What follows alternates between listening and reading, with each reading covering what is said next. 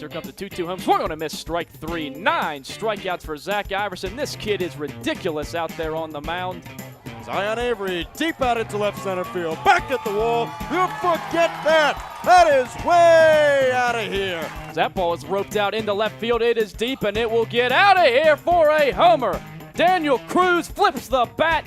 His second home run on the season. Lines this one deep out into the outfield. Back at the wall. It is out of here. Grand slam, Sebastian Favik.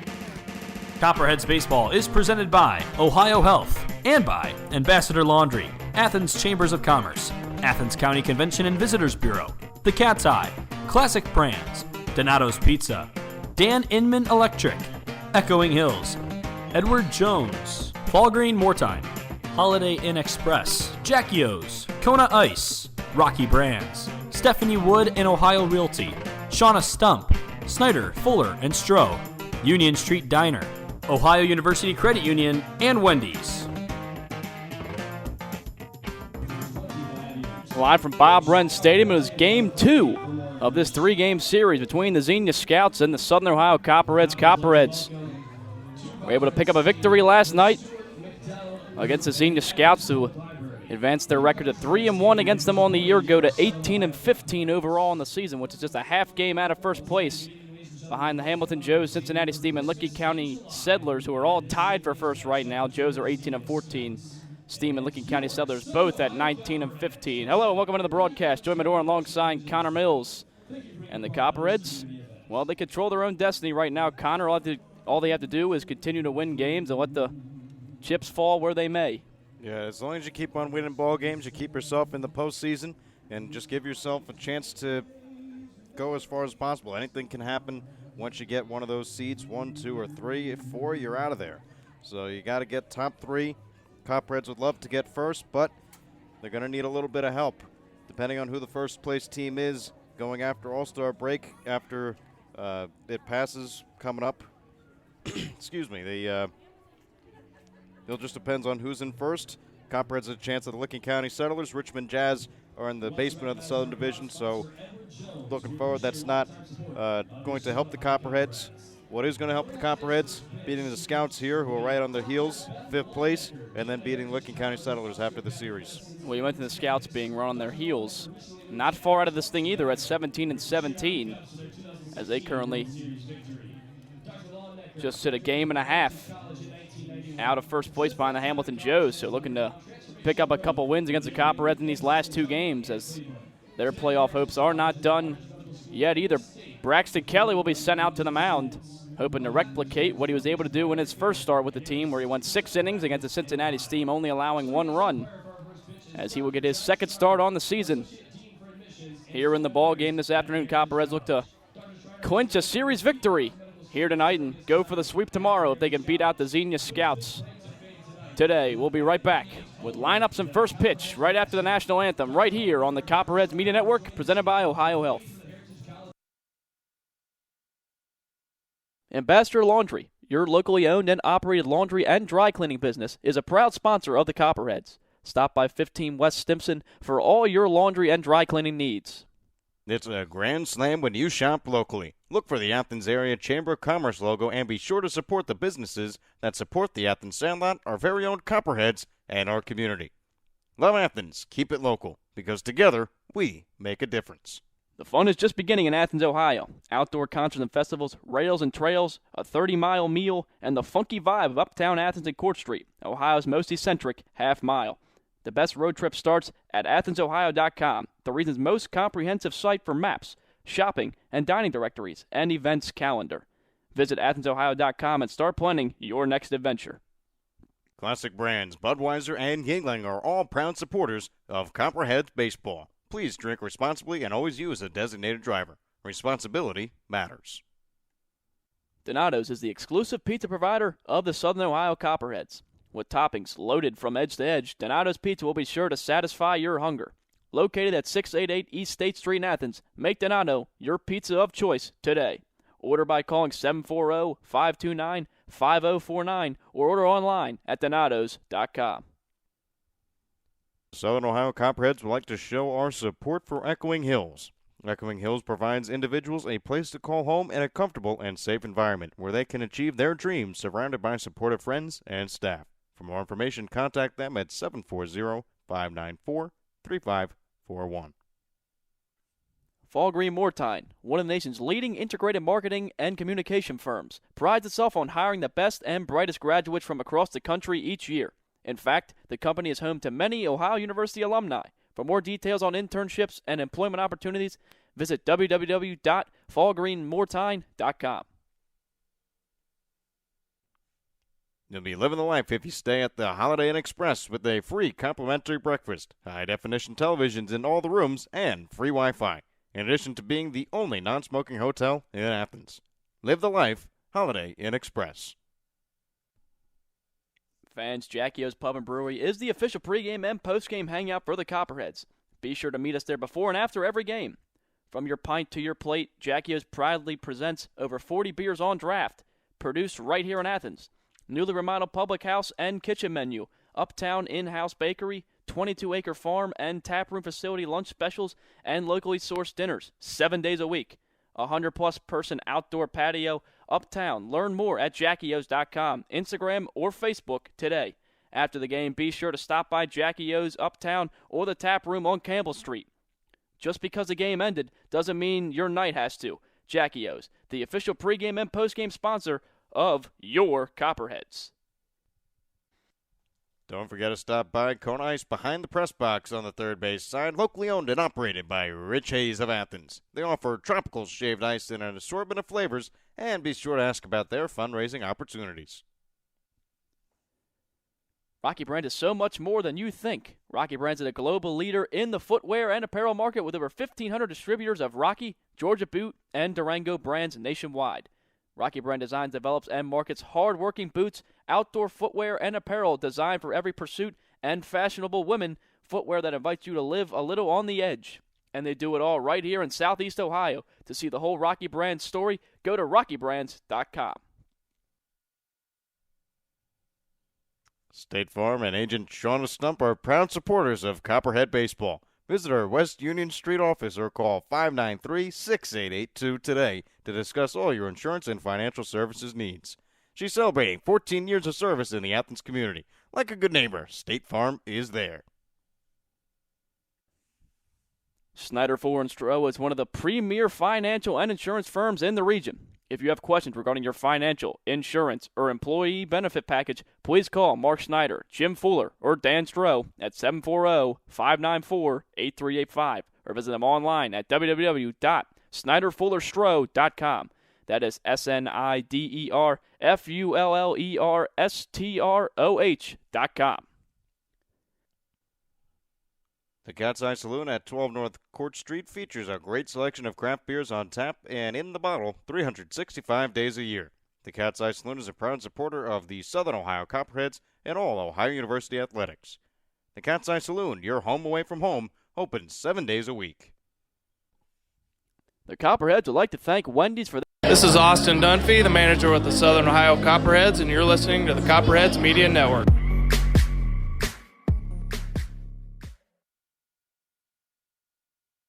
Just moments away from first pitch here at Bob Run. First, Connor Mills will take us through the starting lineups for both sides. Running through the Xenia Scouts, leading things off at shortstop is number 12, Brett Williams. At second base, batting second is Logan Matson. In right field, the three-batter, Hunter Delanoy. Batting fourth. At first base, Steven Saunders. Designated hitting, batting fifth, Cody Kanklertz. In left field, Jackson Henderson. Batting sixth, Brandon Wilson Jr. He is a man at third base. Rhett Geip behind the plate. And batting ninth, Jarrett Eaton in center field. On the mound for the Xenia Scouts, Justin Rasmussen. As now we'll run through the Southern Ohio Copperheads quickly. Jared Hurd out in left field. He leads things off for the first time this season. Reese Trahey at second base, batting second. Zion Avery batting third. At first, Tanner Glass designated hitting. The cleanup man, Scott Combs behind the plate. Carter Cross out in right field, followed by Phil Glasser, the shortstop, Daniel Cruz. Batting eighth, and Ty Crittenberg rounded things out in the 9-hole. Braxton Kelly, the man on the mound for the Southern Ohio Copperheads. Well, thank you, Connor. As you mentioned, Braxton Kelly on the mound in his second start of the year for the Copperheads, holds a 1-0 record with a 2.21 ERA. Last outing went 6 innings, gave up a run, 5 hits, 5 walks, 8 strikeouts against the Cincinnati Steam back on July 7th. We're ready for baseball here at Bob Wren Stadium. Leading off for the Xenia Scouts is Brett Williams. First pitch into him, misses low for a ball, 1-0. As Brett Williams went 1 for 5 with a couple of strikeouts in last night's ball game. He holds a .312 average on the year with 39 hits, 3 doubles. Here comes the 1-0 pitch, catches at the knees on the inside corner for a strike, evens up the count at 1. As coming into the day, Copperheads just a half game out of first place behind the Hamilton Joes at 18-14. Copperheads 18-15 as the 1-1 pitch is swung on and fouled over the third base dugout out of play. Braxton Kelly up in the count on Brett Williams, 1-2. Kelly has such a fast delivery. It looks like the ball's coming faster than it actually is. It's still a pretty live arm, around 90, 91. The 1-2 home is taken low and inside by Brett Williams, even up the count at 2. Looking at the defensive alignment for the Copperheads. Jared Hurd in left, in center Ty Krinberger, in right field Carter Cross, third base Daniel Cruz, shortstop Phil Glasser, second Reese Trey, first Zion Avery. 2-2 pitch coming home, taken in the dirt, ball 3. Blocked by the catcher. Full count to leadoff batter, open things up. But behind the dish is Scott Combs and Braxton Kelly, his battery mate for this evening's game. Combs is one of the best defensive catchers in the GLSCL. 3-2 is swung on, just got a piece of it, did Williams, fouls it back to stay alive. Count remains full. But over the course of the Copperhead season, Scott Combs has been blocking balls left and right. Good fundamentals and has a strong arm, able to throw anybody out from anywhere. 3-2 pitches, grounded foul down the first base line. Zion Avery looked at it, but unable to touch it in fair ground. Count remains full. But of course, mentioning Scott Combs, one of the 4 Copperheads selected to the GLSCL All-Star game. As another full count pitch home is lined out into right field. Carter Cross takes a few steps to his right, makes the catch. And the leadoff man is retired in tonight's ball game. 1 away here in the top of the first. Carter Cross fighting the sun. It's coming from left to right. So right in the eyes of Cross. Hard ball to catch, hard ball to locate, but Cross does it with ease. Make the first out. As Carter Cross making his first start in right field this year. We've seen him in left and center. Very versatile out in the outfield. That will bring up Logan Matson, the number 2 hitter. First pitch into Matson will miss low and outside for a ball, 1-0. Matson went 2 for 3 in the 11-2 loss for the Scouts last night with a double and an RBI. Also drew a walk. The 1-0 home bounces into the catcher Scott Combs. 2-0 the count now to Logan Matson. As Matson on the season batting .304 with 35 hits, 6 doubles. 2-0 pitch misses low for a ball. 3-0 count now to Logan Matson with 1 out here in the top of the first. No score yet between the two teams. But 19 RBIs, 22 walks, and 9 stolen bases for Matson on the year as 3-0 pitch comes in at the letters for a strike. Kelly trying to battle back, 3-1 the count now.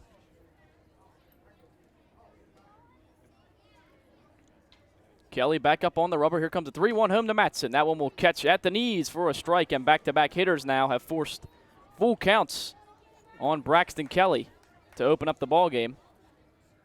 Well, that has to be a part of the strategy for the Scouts if they want to. Full count pitch home, swung on a little Texas leaguer out in the left field, going back to shortstop Phil Glasser. He's unable to make the catch. It falls in between Glasser and the center fielder and left fielder Crittenberger and Hurd. So kind of a ball off the fist out into no man's land in left center field. First hit of the ball game. Runner on first now with 1 out.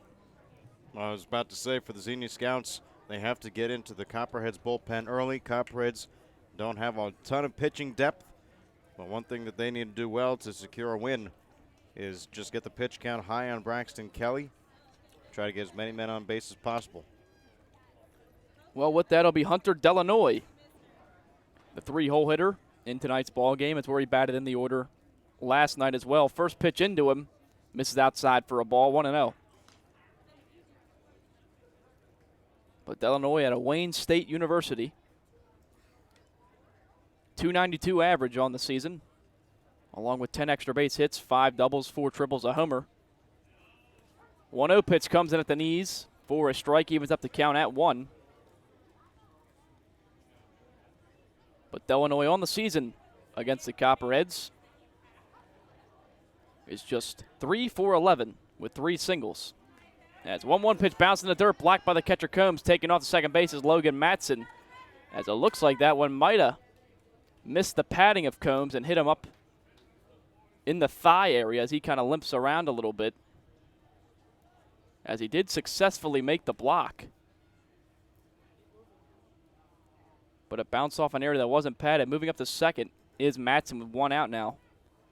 But Scott Combs in a crouch down the third base line. Yeah, ball just hit Combs in a place where, like you said, no padding. Looks kind of painful for Scott Combs right now, but we've seen him get hit by pitch after pitch all season long. He's just walked it off every single time. He's seen his Michigan State teammate kind of give him a look, Zach Iverson, saying he's fine. As it looks like he'll stay in the ball game. He's going to walk it off. Getting applause from the crowd here. He's back behind home plate, ready to go. Count is 2-1 to Hunter Delanoy now. But the runner moves up to second base on the wild pitch. Scouts trying to strike early on the Copperheads in this ball game as they were unable to score until the 7th inning of last night's game. As Zach Iverson picked up his 5th win on the season, he's now 5-0 as he just continues to dominate on the mound in the GLSCL this season. 2-1 pitch in for Braxton Kelly, runs inside for a ball. 3-1 the count now to Delanoy. You do have first base open. Well, just getting back to Zach Iverson. Iverson 5-0, but the strikeouts 52. Michigan State has to be pretty happy. As that pitch is swung on and hit high in the air down into left field, Jared Hurd runs over to his right, makes the play a couple steps away from the foul line in fair territory for the second out of the inning. So good recovery there from Kelly. He battles back from the 3-1 count and gets the fly out for the second out of the inning. But for Michigan State, Sam Benshooter, who's leading the league in strikeouts, put up 11 strikeouts against the Lima Locos. 2-1 on the season with a 1.83 ERA. So Michigan State is really happy with how their players are performing here in the GLSCL. Now, is Benshooter actually a pitcher for Michigan State in the spring? I would assume yes, but at this point, I don't know. We'll figure it out. Steve Saunders, cleanup batter, swings at the first pitch, fouls it over the press box, out of play, 0-1.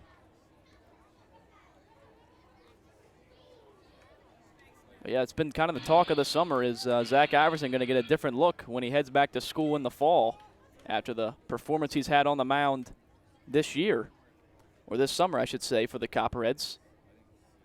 Here comes the 0-1 pitch into Steve Saunders, taken inside for a ball, evens up the count at 1.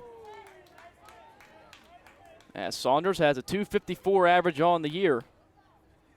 31 hits, 15 of them extra base hits, 13 doubles and 2 homers, 27 RBIs.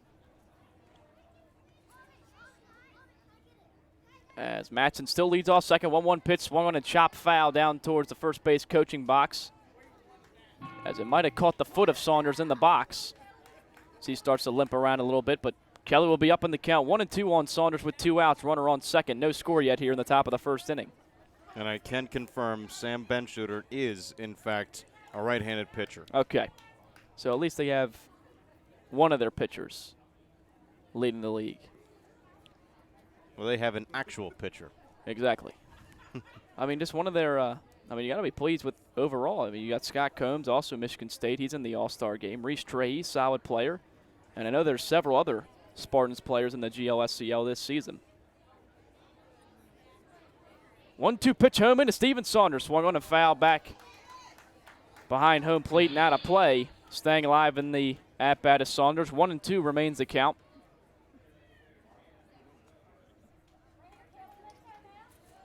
As Kelly has thrown 23 pitches already in this first inning, as he's trying to set down the Scouts without allowing a run in this top half of the first. Here comes another 1-2 pitch into Saunders. It's swung on and popped up, and it looks like Scott Combs will run out of room, and it will land foul over top the first base dugout. Count remains 1-2. Yeah, there's a lot of deep counts being worked so far by the Scouts, driving up the pitch count for Kelly. This next pitch will be his 25th of the inning. Matson leading off second base. He reached on a single, then got to second on a wild pitch. Been stranded there ever since. Here comes another 1-2 pitch home. It's swung on and again fouled back behind home plate. Steven Saunders will now see his 7th pitch of the at-bat. Count remains 1-2.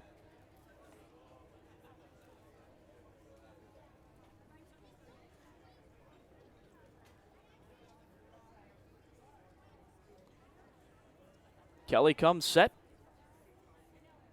Kicks and deals. Another 1-2 to Saunders. Taken strike 3 on the inside corner. He knew it. He turned around and walked back towards the dugout. As Braxton Kelly, despite giving up a hit, he strands him at second base and picks up his first strikeout of the outing, punching out Steven Saunders. Copperheads coming to bat in the bottom of the first, trying to take an early lead on the Scouts right here on the Copperheads Media Network, presented by Ohio Health.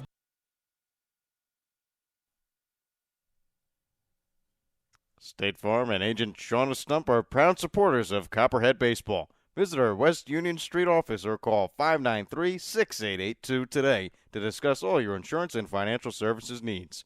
She's celebrating 14 years of service in the Athens community. Like a good neighbor, State Farm is there.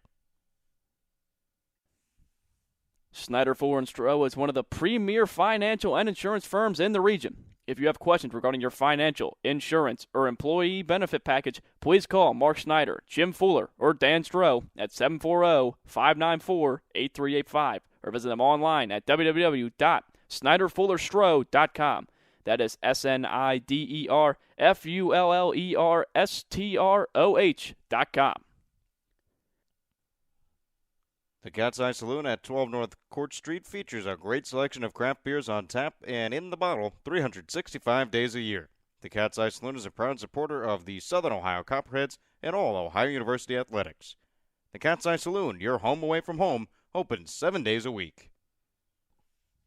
The Copperheads would like to thank Wendy's for their support of the team and players. If you're hungry, stop into Wendy's located off Richland Avenue and East State Street. Check the back of your ticket stub for a free small Frosty with any purchase.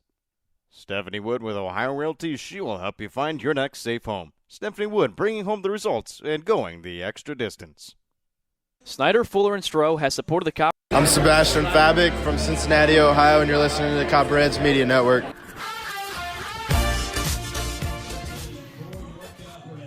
Top of the order, due up for the Copperheads here in this bottom half of the first. Jared Hurd,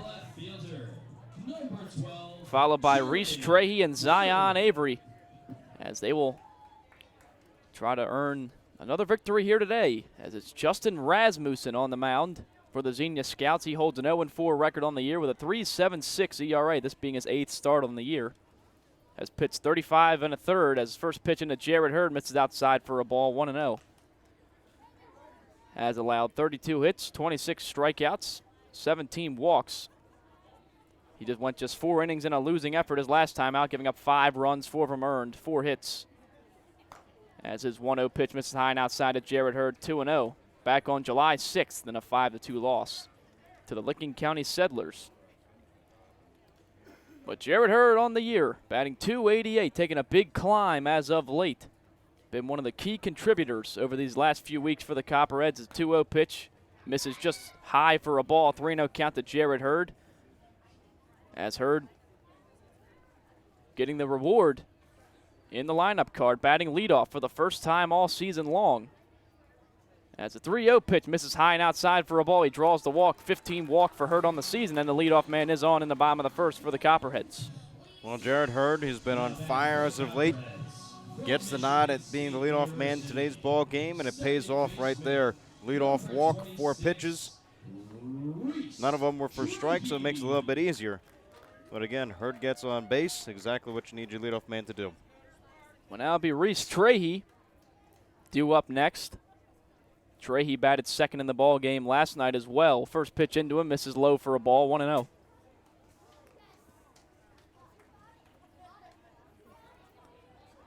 That's Rasmussen. Has not made an appearance against the Copperheads yet this season.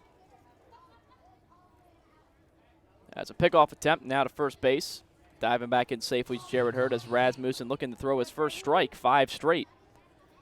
1-0 count to Reese Trey, who comes in batting .281 on the year, 25 hits, 3 doubles, a single, 10 RBIs. 1-0 pitch into him. Rasmussen will find the zone for the first time. Catches the outside corner for a strike, 1-1.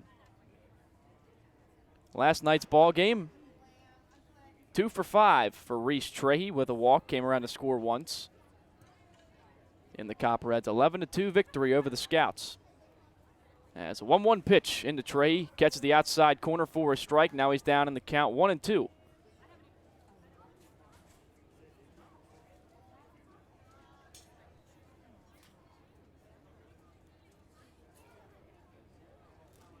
As Rasmussen takes a look at Hurd at first base, now comes set, kicks and deals a 1-2, breaking ball taken low for Trey. Tried to get him to chase, evens up the count at 2. That's a tough breaking ball from Rasmussen. Even better take by Reese Trahey. Ball had a lot of break to it. Fell out of the strike zone. Count now even at 2 to Trey with nobody out here in the bottom of the first. 2-2 pitch, misses outside for a ball, runs the count full.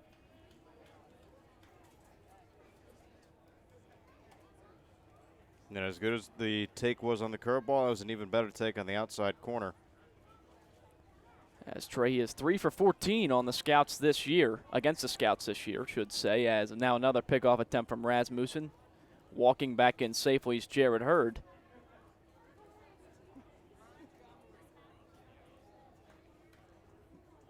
Now he's ready. Full count pitch into Trey. Swung on and flied out into left field.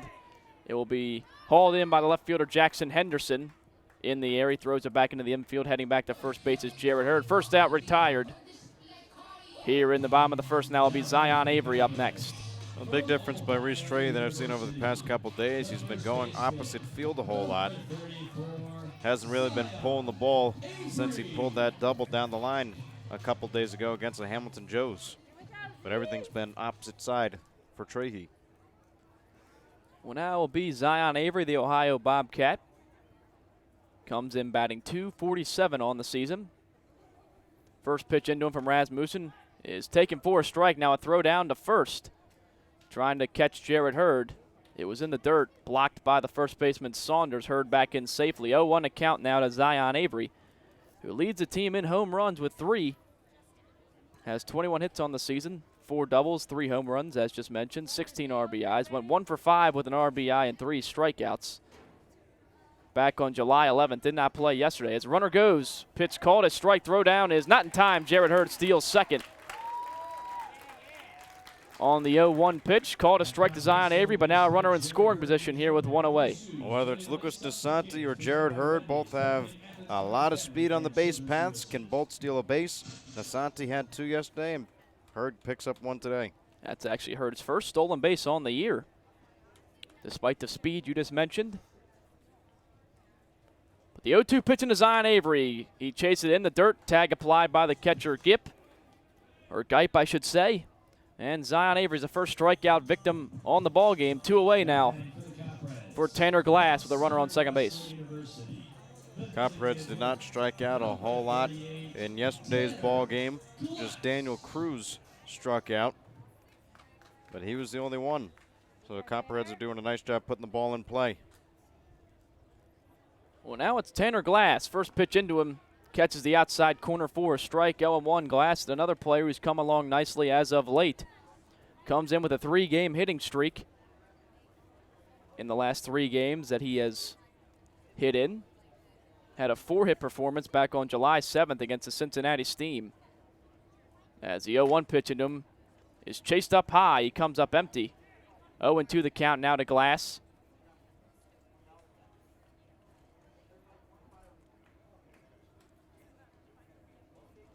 As Jared Hurd leads off second base, bottom of the first, still no score here between these 2 teams. 2 away. Here comes the 0-2 pitch into Tanner Glass. Breaking ball taken in the dirt. Blocked by the catcher Gipe. Count will be 1-2.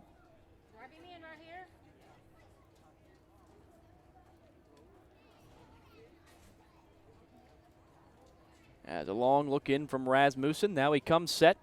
Ready to deal the 1-2 into Tanner Glass. Here comes a pitch. It is swung on and fouled away down the right field line, well out of play. Count remains 1-2 to Glass. As Tanner Glass did not join the Copperheads roster until the end of June, but has been ever since. As now the 1-2 pitch once again is taken on the inside corner, strike 3 called by home plate umpire Clark Husky. So despite getting the runner in scoring position, Copperheads are unable to bring him in to score. We head into the top of the second inning. Still no score between the Scouts and the Copperheads right here on the Copperheads Media Network, presented by Ohio Health. Ambassador Laundry, your locally owned and operated laundry and dry cleaning business, is a proud sponsor of the Copperheads. Stop by 15 West Stimson for all your laundry and dry cleaning needs. It's a grand slam when you shop locally. Look for the Athens Area of Commerce logo and be sure to support the business that support the Athens Sandlot, our very own Copperheads, and our community. Love Athens. Keep it local, because together we make a difference. The fun is just beginning in Athens, Ohio. Outdoor concerts and festivals, rails and trails, a 30-mile meal, and the funky vibe of Uptown Athens and Court Street, Ohio's most eccentric half-mile. The best road trip starts at AthensOhio.com, the region's most comprehensive site for maps, shopping and dining directories, and events calendar. Visit AthensOhio.com and start planning your next adventure. Classic brands Budweiser and Yuengling are proud supporters of Copperheads baseball. Please drink responsibly and always use a designated driver. Responsibility matters. Donato's is the exclusive pizza provider of the Southern Ohio Copperheads. With toppings loaded from edge to edge, Donato's Pizza will be sure to satisfy your hunger. Located at 688 East State Street in Athens, make Donato's your pizza of choice today. Order by calling 740-592-5049 or order online at donatos.com. The Southern Ohio Copperheads would like to show our support for Echoing Hills. Echoing Hills provides individuals a place to call home in a comfortable and safe environment where they can achieve their dreams surrounded by supportive. Hey, I'm Scott Combs, catcher for the Copperheads, and you're listening to the Copperhead Media Network.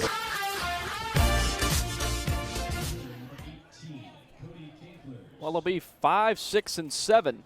All due up for the Xenia Scouts this inning as they look to crack the scoreboard first against the Copperheads here at Bob Run Stadium in Game 2 of this 3-game set between the Scouts and the Copperheads. Last series, these two teams will play against each other this year, at least in the regular season.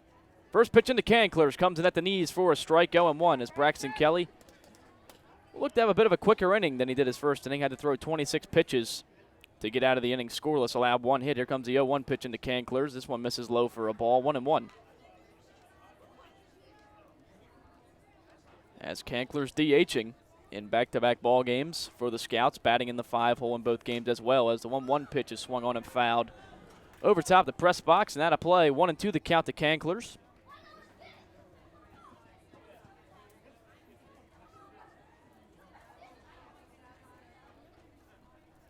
As Kelly gets a sign from the catcher Combs, kicks and deals. Strike 3, swing and a miss by Cody Kanklers. Back-to-back strikeouts for Kelly, going back to the bottom of the first, and one away now in the top of the second.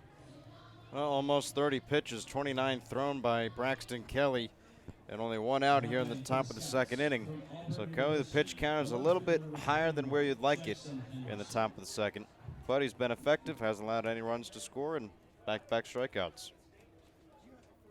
As that pitch misses up high for a ball, 1-0 into Jackson Henderson, the left fielder out of Auburn University. As the 1-0 pitch is now swung on and fouled away down the right field line. It'll land out of play. As Jackson Henderson, one of 2 Auburn Tigers in the lineup for the Scouts in the ballgame, batting at just 188 on the year. 1-1 pitch into him, catches the outside corner for a strike. Now he's down in the count, 1-2. But Henderson went 2 for 4 in the ball game last night with a couple of singles, an RBI, and a strikeout. As 1-2 pitch into him is swung on, he checks his swing, it hits off the knob of the bat, it looked like, and rolls foul down the first baseline. Count stays 1-2. As Braxton Kelly right back on the rubber as he usually does. 1-2 pitch taken in the third and outside, blocked by the catcher Combs. But Henderson evens up the count at 2 with one away here in the top of the second. That's what you have to really like about Iverson yesterday and then Kelly here in today's game. Both are working quick on the mound. The 2-2 into Henderson, swung on and popped up. Scott Combs ranges back, looking to see if he has room. He does. He backpedals and makes the catch. Takes a bit of a tumble trying to find that ball. But Combs does make the catch. 2 away now in the top of the second. Well, what did we say about Combs defensively? One of the best in the GLSCL, shows it there.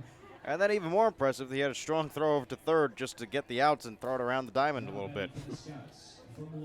Well, I'm sure he would have liked to make it look a little more graceful out there, but he gets the out. Regardless, 2 away now in the inning, as that'll bring up Brandon Wilson Jr. First pitch into him is taken low and outside for a ball, 1-0.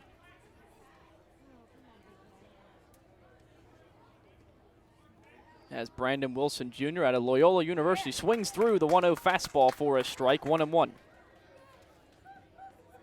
But hitting just 125 this summer, 1-0 for 4 in the ball game. Last night, as the 1-1 pitch misses high and outside for a ball, 2-1. As he only has 1 hit against the Copperheads this season in 9 at-bats. 2-1 pitch into him, a swung on and popped up in the infield. Looks like it'll be the second baseman, Reese Trahey, ranging over. He will squeeze it with one hand. And it'll be a 3-up, 3-down inning for Braxton Kelly. After a lengthy first inning, able to retire the side fairly quickly here in the top of the second. Heading in the bottom of the second, Copperheads coming up to bat right here on the Copperheads Media Network, presented by Ohio Health. Fans, Jackie O's Pub and Brewery is the official pregame and postgame hangout for the Copperheads. Be sure to meet us there before and after every game. From your pint to your plate, Jackie O's proudly presents over 40 beers on draft, produced right here in Athens. Newly remodeled public house and kitchen menu, uptown in-house bakery, 22-acre farm and taproom facility lunch specials, and locally sourced dinners 7 days a week. 100-plus person outdoor patio, uptown. Learn more at jackios.com. Instagram or Facebook today. After the game, be sure to stop by Jackie O's Uptown or the tap room in Campbell Street. Just because the game ended doesn't mean your night has to. Jackie O's, the official pregame and postgame sponsor of your Copperheads. Don't forget to stop by Kona Ice behind the press box on the third base side. Locally owned and operated by Rich Hayes of Athens. They offer tropical shaved ice in an assortment of flavors. And be sure to ask about their fundraising opportunities. Rocky Brands is much more than you think. Rocky Brands is a global leader in the footwear and apparel market with over 1,500 distributors of Rocky, Georgia Boot, and Durango brands nationwide. Rocky Brands. Hi, I'm Zion Avery. I go to Ohio University. I'm first baseman catcher for the Copperheads, and you're listening to Copperhead Network. Will be Scott Combs, followed by Carter Cross and Phil Glass here in this bottom of the second. Copperheads look to pick up their first hit of the ball game as they had a base runner in the first inning on a leadoff walk by Jared Hurd. He was stranded at second base, though. As Scott Combs batting .313 on the season, 21 hits, a double, 11 RBIs. Hasn't played since July 11th, got the night off last night. He swings through the first pitch from Rasmussen for a strike, 0-1. But in that game against the Joes, Combs went 1 for 4 with a couple of strikeouts. As the 0-1 pitch into him, misses outside for a ball, evens up the count at 1. As we mentioned a little bit ago, Scott Combs, one of the 3 All-Star selections, 4 I should say, as one of them was Chris Gambert, who is no longer with the team, but he was selected for the All-Star game as the 1-1 pitch missed up high for a ball, 2-1. Chris Gambert just went on that tear for the week, was player of the week, had a .500 batting average, 11 for 22, I believe. Unfortunately, he left, but Scott Combs has really picked it up. 2-1 pitch. Combs swings through the fastball from Rasmussen, evens up the count at 2. But the other 2, of course, Sebastian Fabic, who's going to start out in right field, and Zach Iverson, who will start at second base for the South Division of the GLSCL in the All-Star game coming up next week.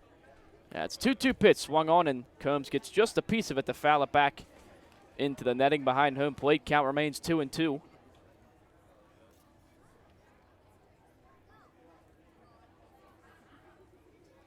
As Rasmussen comes set.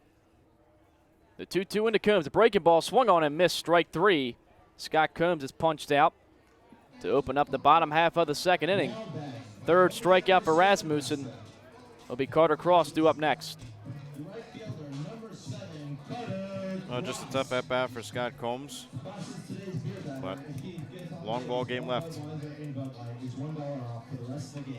As Carter Cross on the year, batting .189 for the Copperheads in 14 games. 10 hits, 2 doubles, 2 triples. First pitch into him is a called strike at the knees, 0-1. As Carter Cross getting the start out in right field here today, first time all season. As the 0-1 pitch comes inside and high, he ducks out of the way of it. Evens up the count at 1. Cross very versatile out in the outfield, has played all 3 positions very well for the Copperheads this summer. As a 1-1 pitch misses up high and outside for a ball. Cross now ahead in the count 2-1.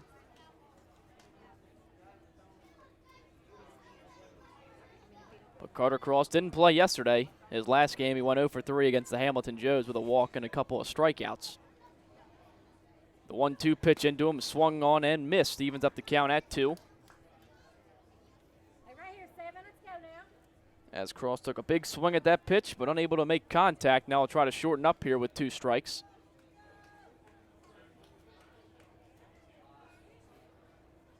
Rasmussen comes set. 2-2 pitch into Cross. Swung and poked out into shallow right field. Coming in is the right fielder, Delanoy. He'll make the catch on the run for the second out of the inning. As it looked like Cross might have snuck that one in for a second. But Delanoy gets a good jump on it, makes a catch, 2 away in the inning. Yeah, Delanoy has really proven himself to be a good defender out in right field during this series. Made a diving catch yesterday's game. Had a great jump on the Carter Cross looper. Looked like it was going to fall fast, but Delanoy just kept on running, hat blown off, and he did it.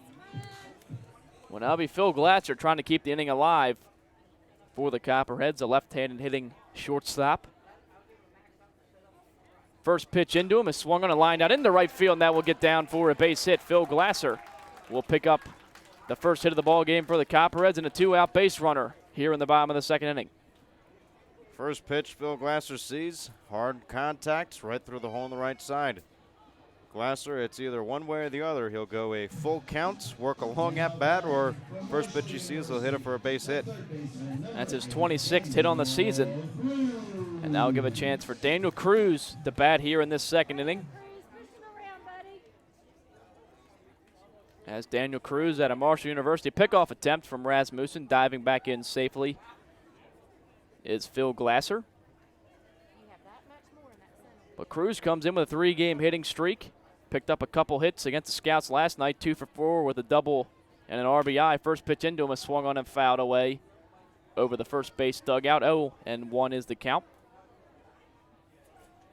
But Cruz hit a ringing double off the wall in last night's ball game, just a few feet away from a homer. As he comes in second on the team in RBIs at 19. Another pickoff attempt. Glasser dives back in safely.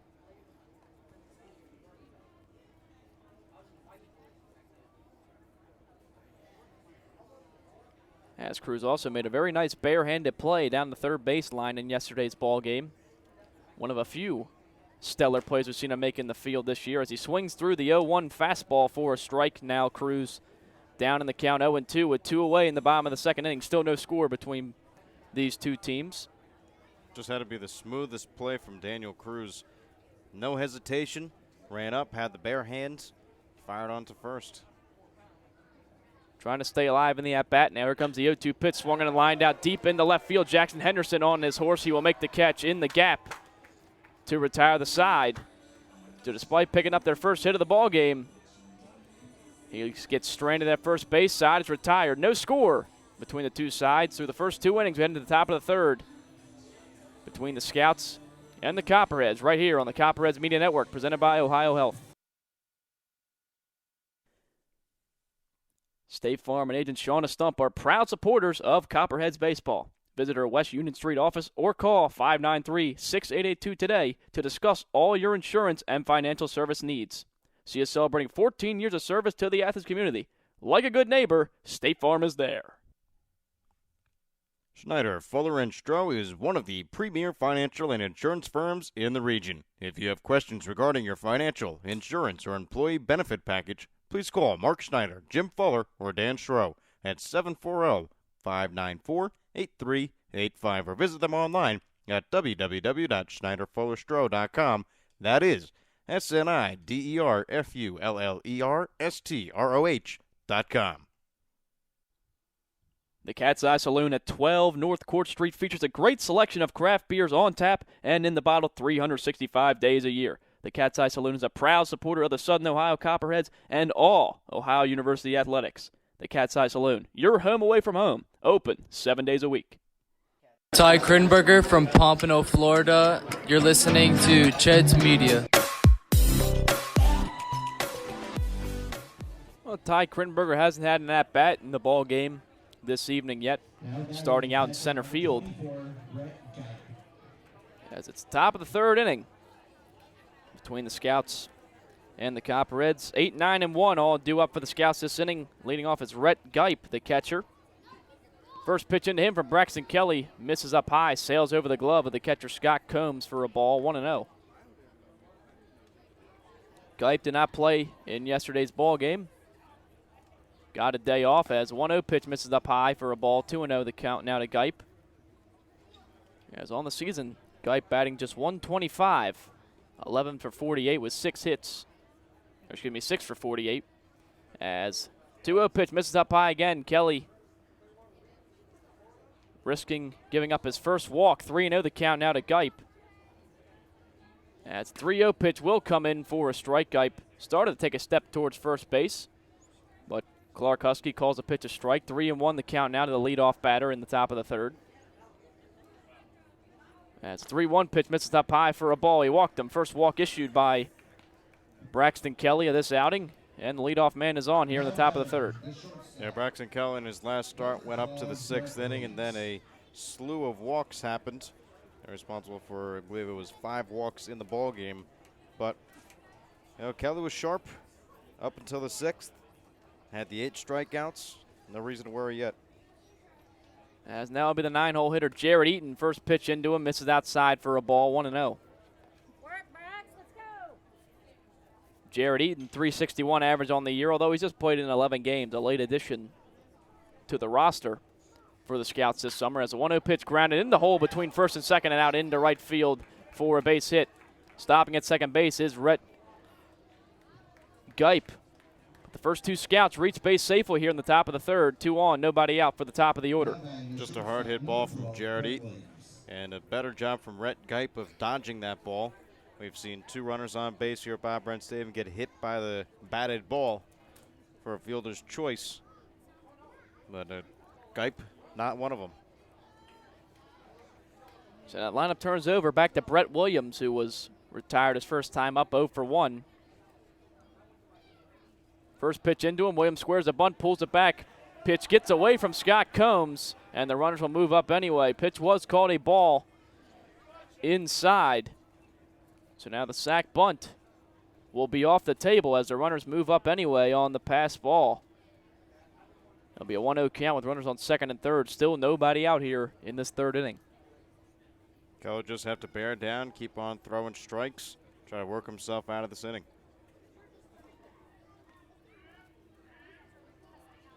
So Kelly comes set. The 1-0 pitch into Brett Williams, taken high and outside for a ball. 2-0 the count now. As the Scouts threaten to take their first lead of this series. Got 2 in scoring position with nobody out. Here comes a 2-0 pitch into Williams. Misses high and outside again for a ball. 3-0, and Kelly threatening to walk his second batter this inning and potentially load the bases with nobody out.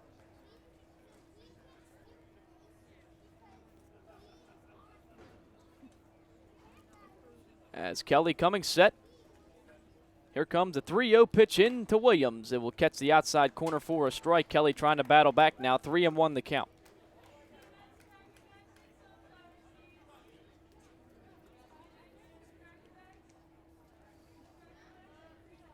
As coming set is Kelly. Ready to deal the 3-1 into Williams. Here it comes. Swung on and grounded up the middle. Going to be a tough play. Diving as Reese Trey gets out in the center field for a base hit. 1 run is coming in. Coming in is a second run. Jared Eaton from second base. 2 RBI single up the middle from Brett Williams. RBI 14 and 15 for him on the year. 2-0 Scouts lead in the top of the third. Yeah, Reese Trey, he was shifted more towards the hole on the right side. By the time he was near the ball in the infield, had to dive, couldn't get it into center field for the 2 RBI single. So now it'll be Logan Matson, who picked up a bloop single in the left field in his first at-bat. He swings at the first pitch he sees, fouls it away down the first base line, 0-1. But Kelly is now at 52 pitches already in this third inning.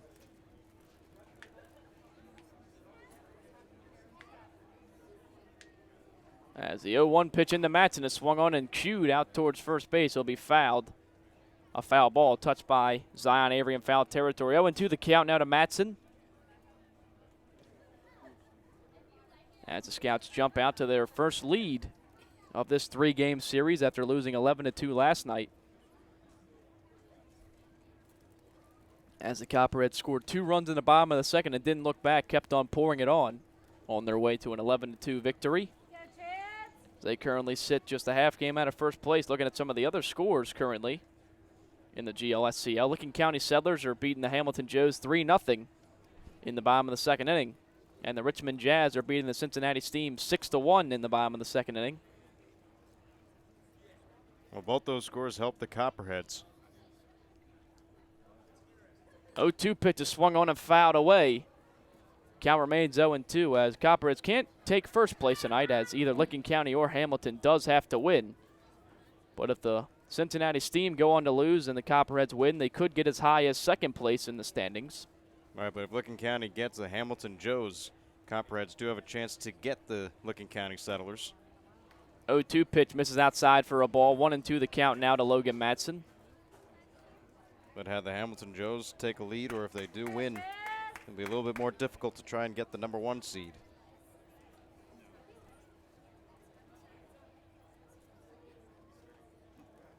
As here comes a 1-2 pitch into Matson, swung on and fouled back into the screen. So the Scouts doing what they've done throughout these last 3 innings, fighting off a lot of pitches. As Braxton Kelly's pitch count nearing 60 already in this third inning. Yeah, pretty high pitch count for Braxton Kelly. Been a little bit in this inning, has not broken. 1-2 pitch misses outside for a ball. Throw down to first base, trying to keep the runner Brett Williams close. But the count will be even at 2-2. Still nobody out here in this top of the third inning. Runner on first, 2 runners already in on Brett Williams' RBI single just moments ago. And the Scouts holding on to a 2-0 lead. Here comes a 2-2 pitch into Matson. Swung on and chopped, foul down the third baseline. It'll be another pitch to Logan Matson. He's already seen 7 this at-bat. Pitch number 8 will come up next. I remember talking to the analytics guy, Scott Williams, earlier on during the first start for Braxton Kelly. And Kelly generated 22 swing and misses. But today, a lot of those balls that he got misses on, the Xenia Scouts are putting contact. Here comes the 2-2 pitch. Pitch driven out into left field. Going over is the center fielder, Ty Krinberger, in the left center field, calling off Jared Hurd. He'll make the catch for the first out in this third inning. Runner stays at first base. As now the middle of the order coming up for the Xenia Scouts will be the 3-hitter Hunter Delanoy due up next. Good soft contact by Braxton Kelly. Just getting Logan Matson to fly it out to center field and gets the first out. Well, Delanoy was retired his first time up back in the first inning. On a fly as the runner goes on the first pitch. Pitch chopped towards second base. Reese Trey ranges to his right, able to make the play and throw on the first to retire Delanoy in time for the second out of the inning. Moving up to second base is Brett Williams as he was going on the pitch, but 1 pitch, 1 out, 2 away now in the top of the third for Steve Saunders. Well, for 3 batters, Kelly didn't get an out, but now just like that, 2 outs. 1 out away from just getting out of the top of the third and getting the Copperheads back to the plate.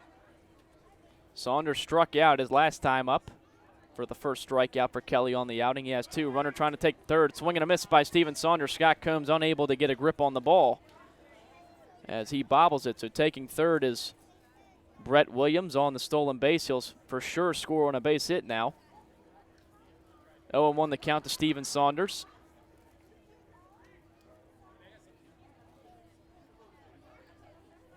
As now he calls time in the box, takes a step out, trying to mess with the rhythm of Braxton Kelly. But Kelly back up on the rubber. Here comes the 0-1 pitch to Saunders, misses outside for a ball, 1-1 the count now.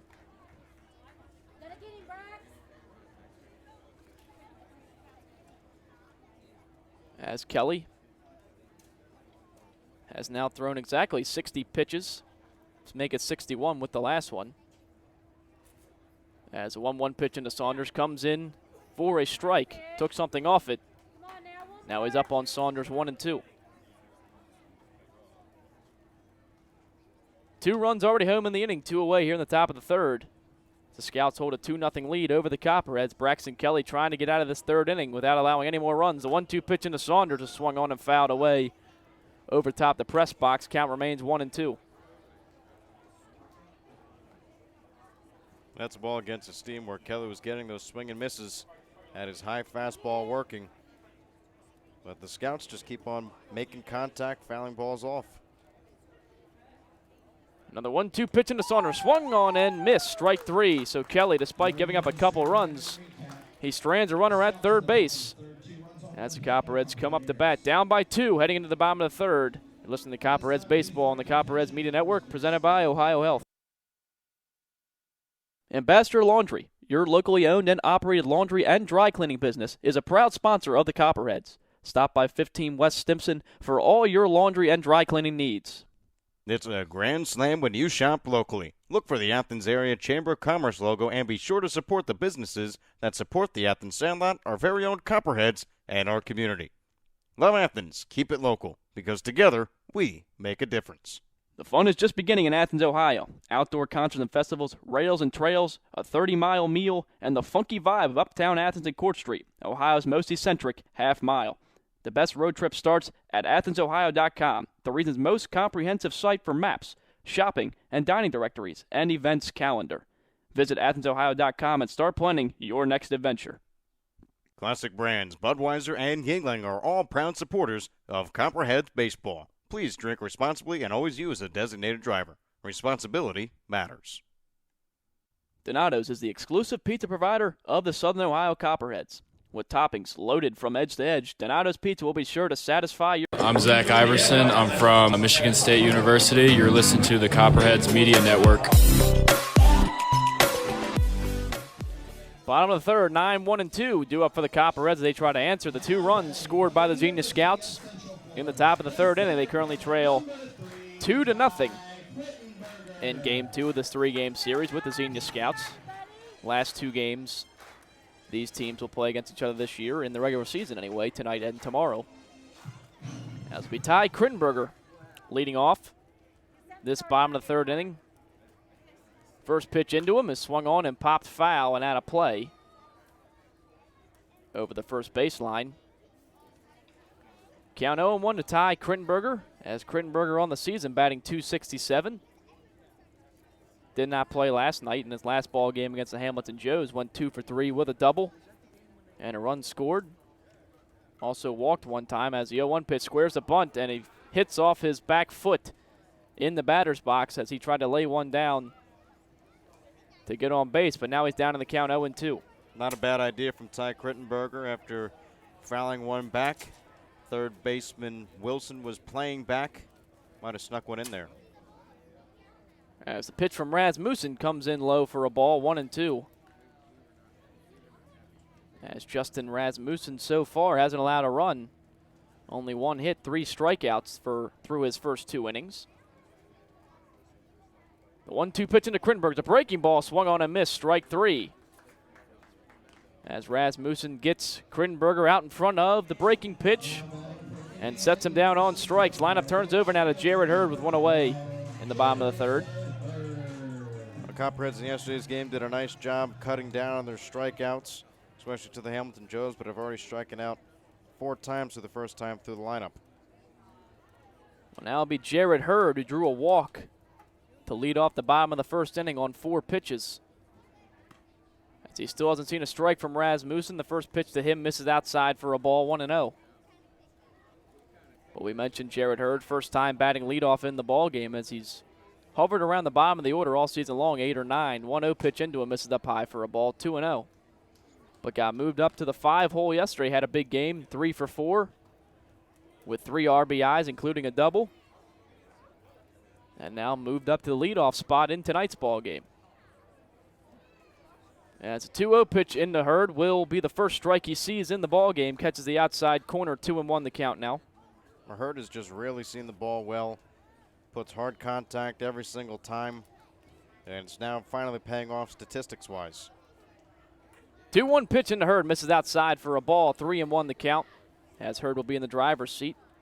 As with the performance yesterday, he has now an even 20 RBIs on the season.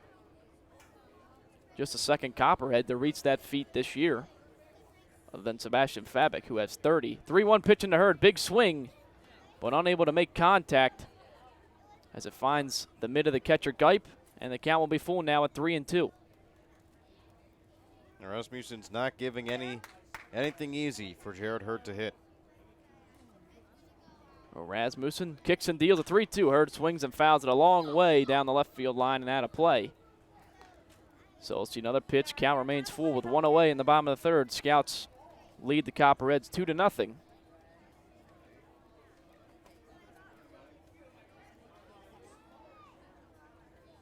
As another full count pitch home into Jared Hurd's breaking ball.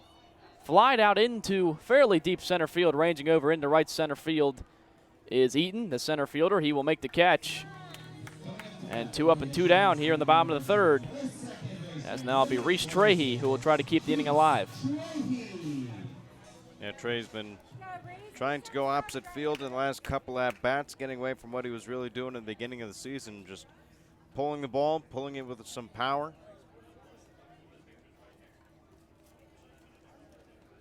As Trahey was retired on a fly out to left field his first time up. First pitch into him, misses high and outside for a ball, 1-0. And Trey just has to find that swing yet again.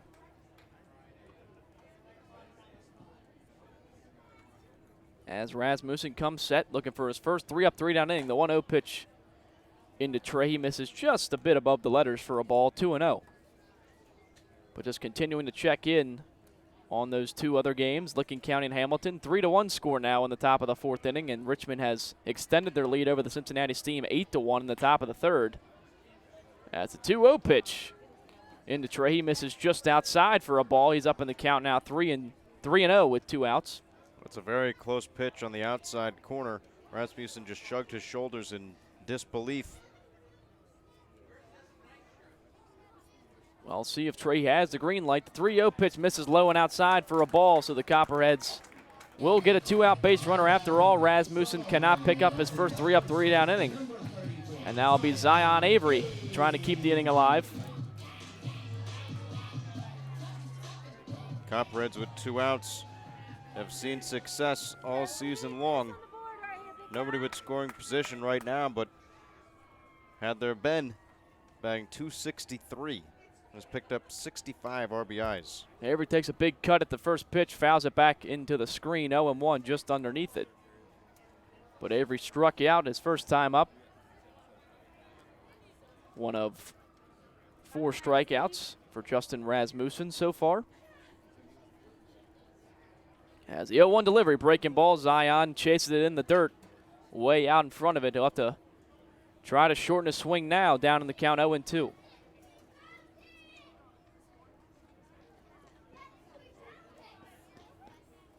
As Zion back in the batter's box now, leading off first, Reese Trahey after drawing the walk. Quick peek from Rasmussen. Now he comes set. Trahey takes off on the pitch. 0-2 pitch comes in on the inside corner. Strike 3 called. Avery thought it was a little bit inside, but he gets rung up for the second time in the ball game. 5th strikeout for Rasmussen through the first 3 innings. And we head into the top of the 4th. Copperheads still trailing 2-0. It'll be Connor Mills on the play-by-play through the middle innings when we return on the Copperheads Media Network, presented by Ohio Health.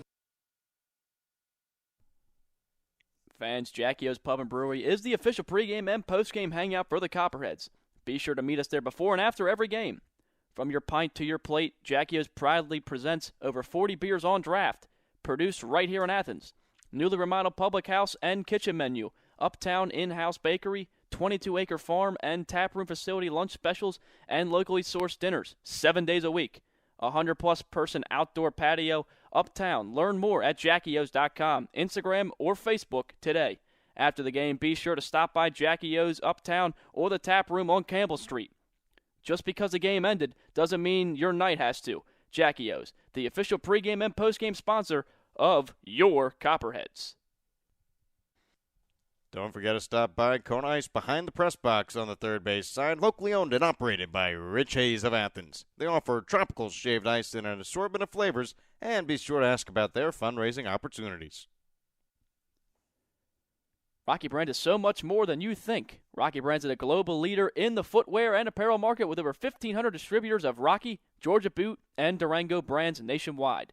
Rocky Brand designs, develops, and markets hard-working boots, outdoor footwear, and apparel designed for every pursuit and fashionable. Hi, this is Thomas Cesaro from Wee University, and you're listening to Copperheads on the Copperheads Media Network. Top of the fourth inning here at Bob Wren Stadium, where the Xenia Scouts hold a 2-0 lead over the Southern Ohio Copperheads. For the Xenia Scouts, it'll be 5, 6, and 7 due up. Cody Kanklertz, Jackson Henderson, and Brandon Wilson Jr. Remaining on the mound for the Southern Ohio Copperheads is Braxton Kelly. He'll look to go through the fourth inning after giving up 2 in the top of the third. It's now a leadoff bunt attempt. This ball is well fouled, but sprinting all the way down to first base is Cody Kanklertz. Kanklertz on the day struck out swinging. Was a first out in the top of the second as Daniel Cruz retrieved the foul ball. 0-1 the count with nobody out here in the top of the fourth.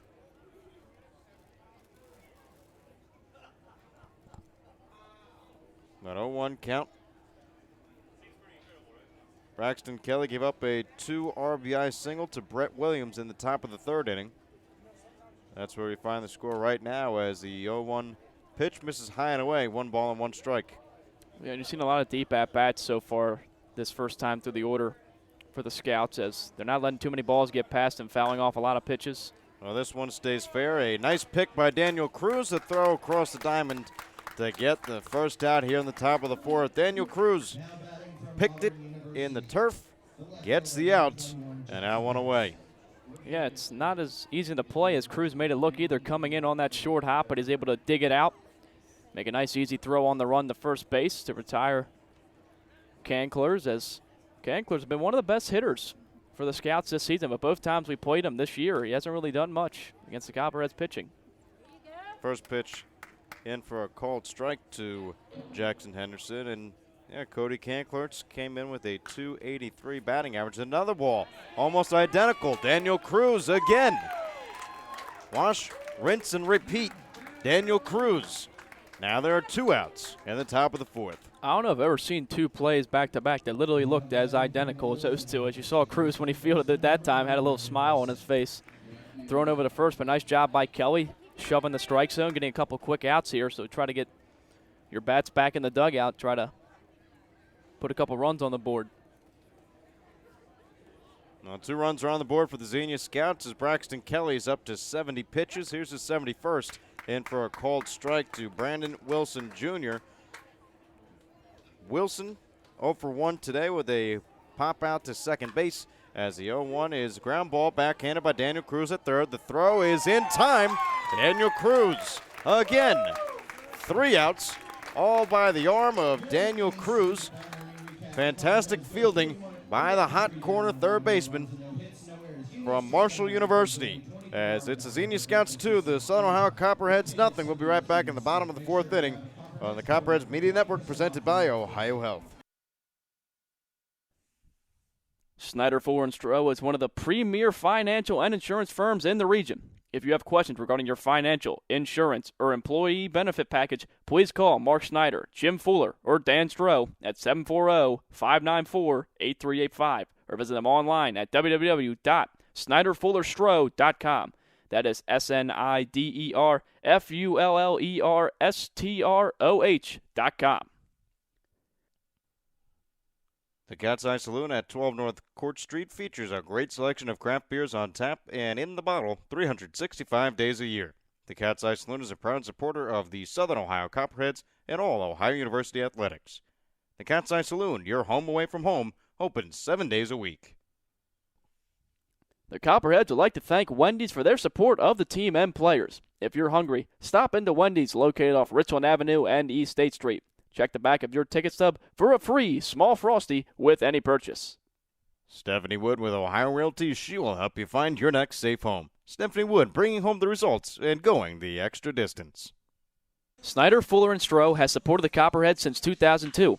We're proud of that affiliation. This is Austin Dunphy, the manager with the Southern Ohio Copperheads, and you're listening to the Copperheads Media Network. It was all Daniel Cruz in the top of the fourth inning. 3 in a row, 5-3 putouts on the 5, 6, and 7 batters for the Xenia Scouts as we are here in the bottom of the fourth inning. Copperheads trailing by 2 as the on-field promotion is still going on.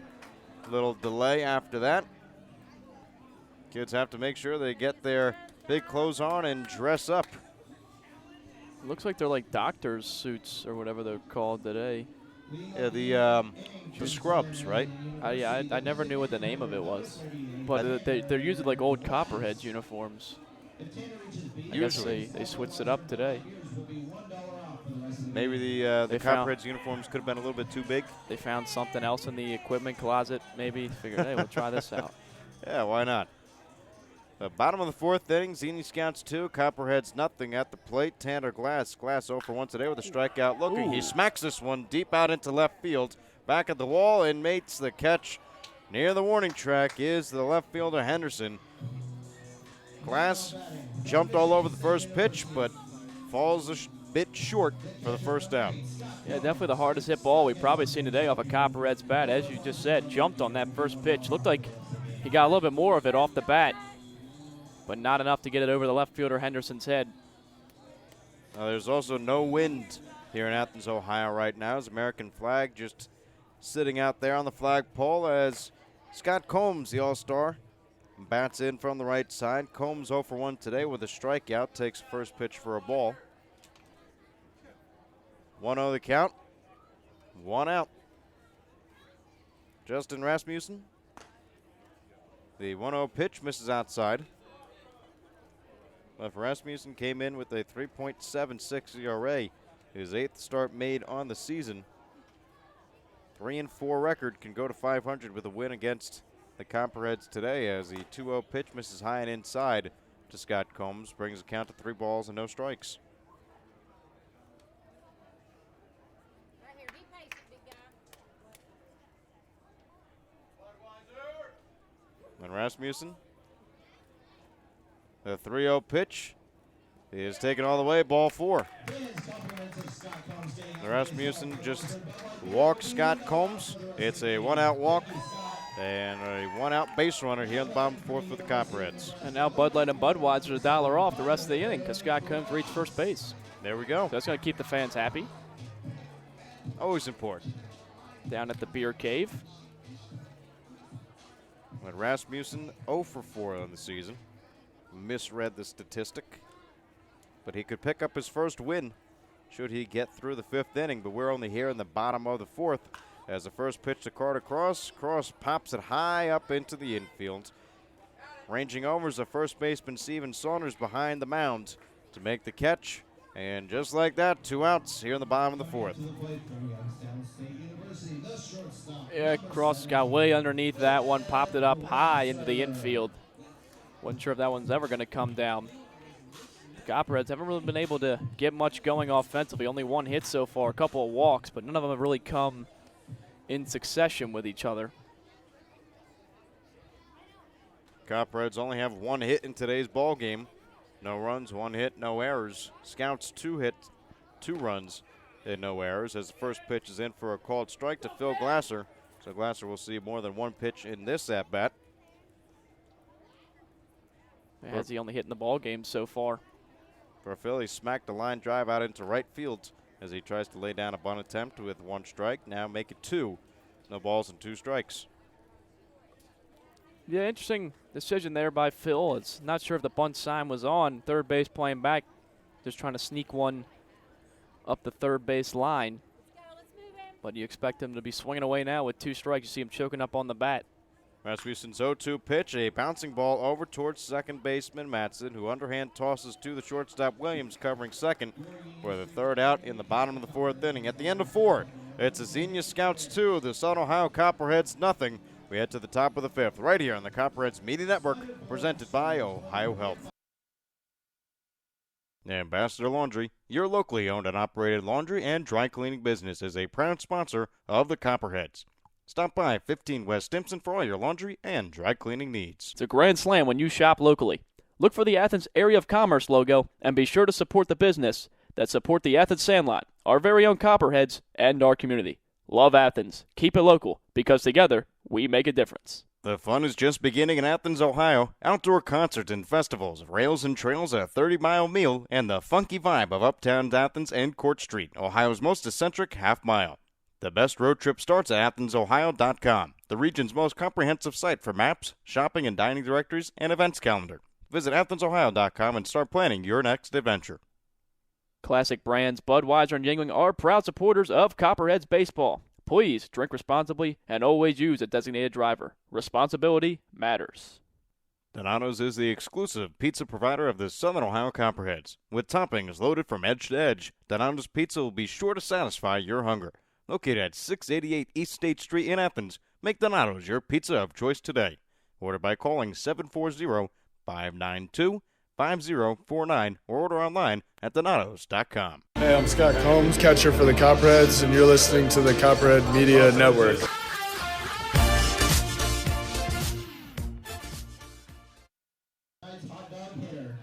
Hot dog hitter will lead things off here in the top of the 5th for the Xenia Scouts. It'll be Rhett Geip, the catcher, followed by Jared Eaton, and then back to the top of the lineup for the Scouts. Xenia holding a 2-0 lead.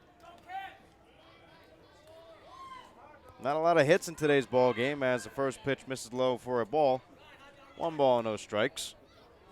Braxton Kelly has 3 strikeouts on the day. As a line drive, but foul, bouncing near the Copperheads bullpen and back over near the Mike Schmidt sign down the line in left field. Evens up the count at 1 ball and 1 strike. So 1-1 the count to Rhett Geip, who has been walked. 0 for 0 would be the at-bat, is now 1-2. And now Copperheads fans just 1 strike away from getting their dollar dogs. Yeah, I know what happened last night, so we're looking for back-to-back nights of dollar dogs here. The 1-2 pitch from Kelly is in there. Strike 3 called. Dollar hot dogs for all the fans at Bob Wren Stadium. Might be down by 2 runs to the Xenia Scouts, but the Southern Ohio Copperheads fans in attendance will be happy just for this half inning as they will get their dollar dogs. Well, the pitch count was really driven up for Kelly throughout those first couple innings, but he's been pretty efficient through these last 2 innings, working fast, throwing more strikes, and retiring guys more quickly than he was. Starting to settle in more as the start goes on. Jared Eaton bats in now for the Scouts from the left side. First pitch missed for a ball. The second one for a ball as well. 2 balls and no strikes with 1 out here in the top of the 5th inning. Only 3 hits combined in today's ball game as the 2-0 is taken just a bit high. And now Jared Eaton has walked himself a quick 3-ball, no strike count.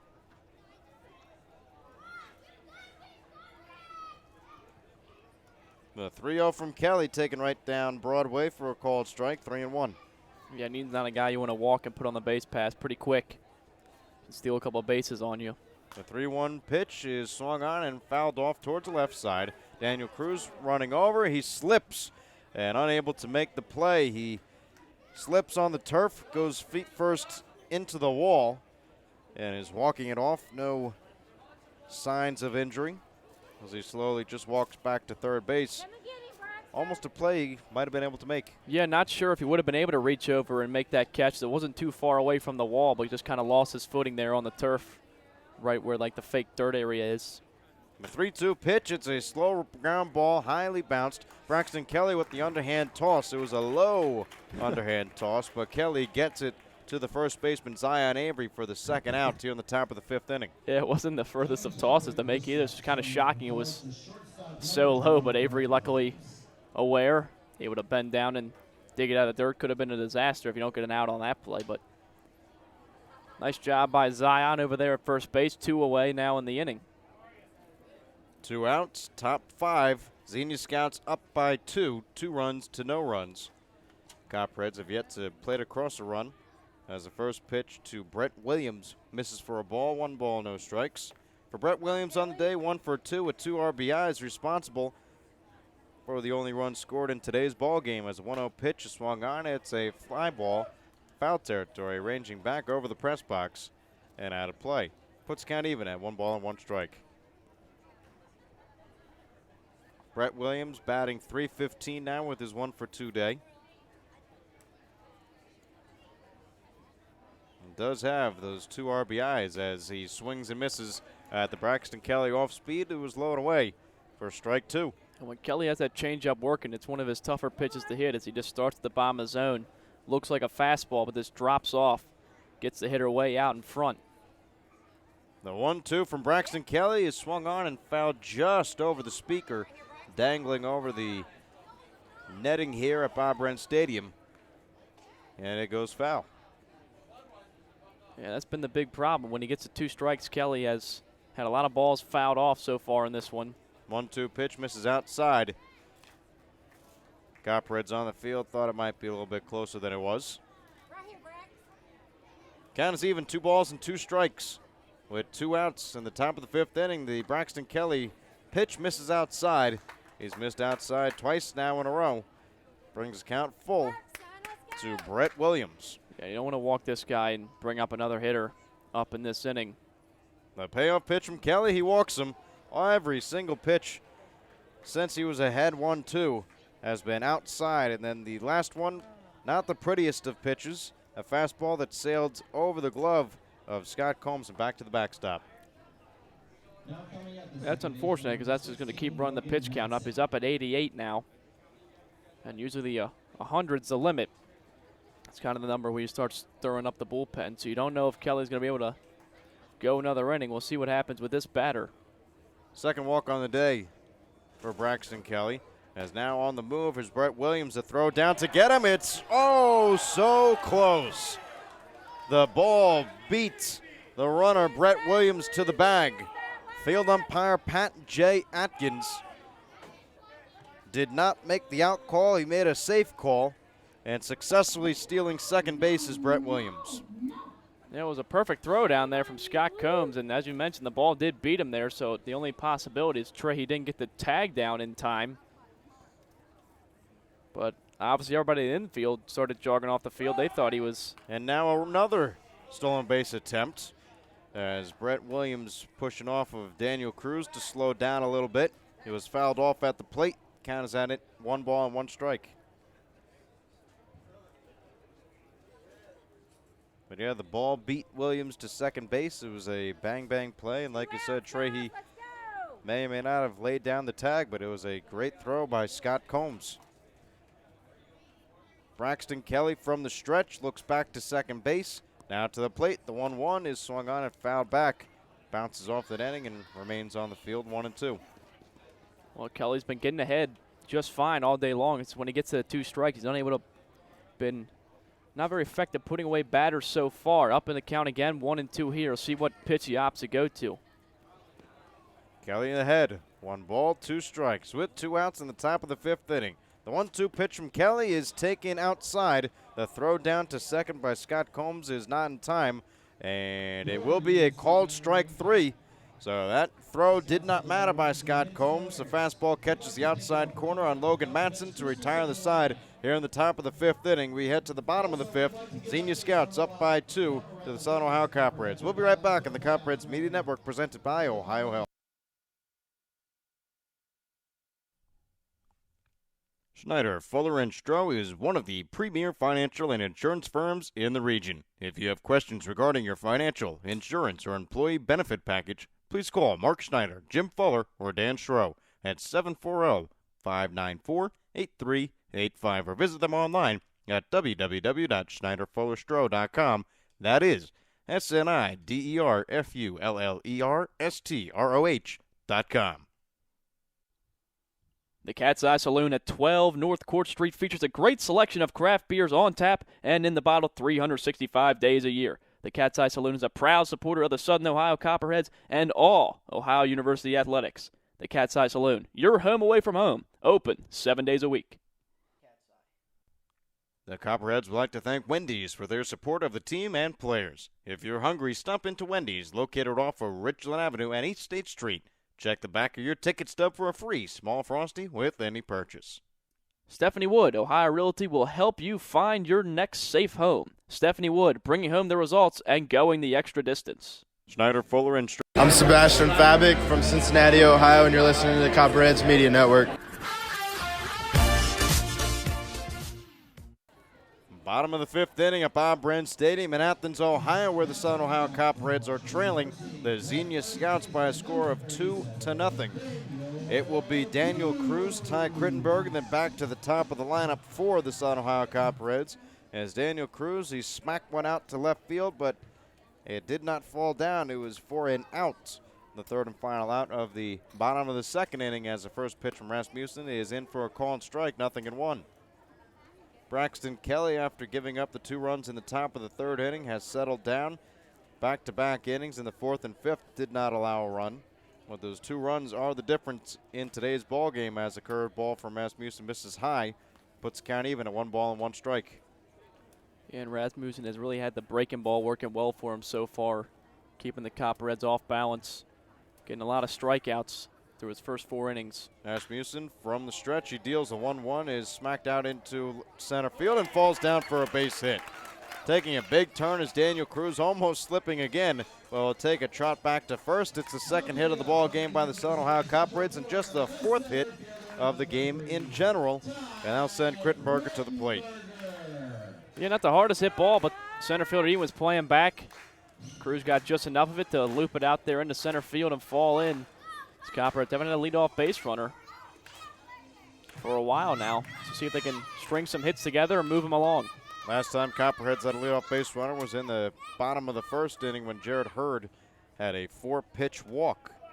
But Hurd did not come around to score, as the Copperheads are held scoreless as a hot shot off the glove of the third baseman Wilson by Ty Crittenberger. Daniel Cruz sliding in, and he takes third, and no one's covering home plate. The ball goes all the way into the dugout for the Southern Ohio Copperheads.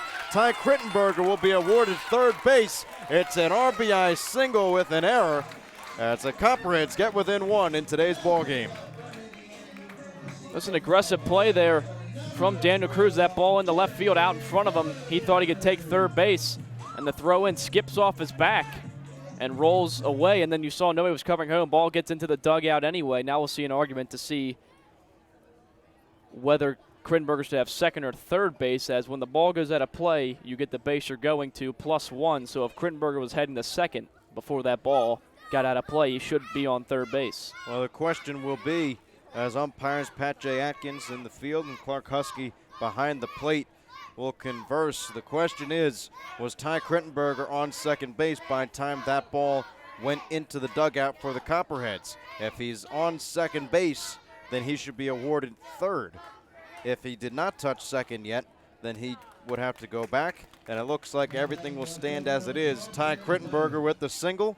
He advanced on the throw to second base and then advanced to third base on the ball that went into the dugouts. Nobody out here in the bottom of the fifth inning. Copperheads with 1 on the board, 2-1 Xenia Scouts. As top of the lineup comes around for Southern Ohio, it'll be Jared Hurd, who's 0 for 1 today with a walk and a stolen base.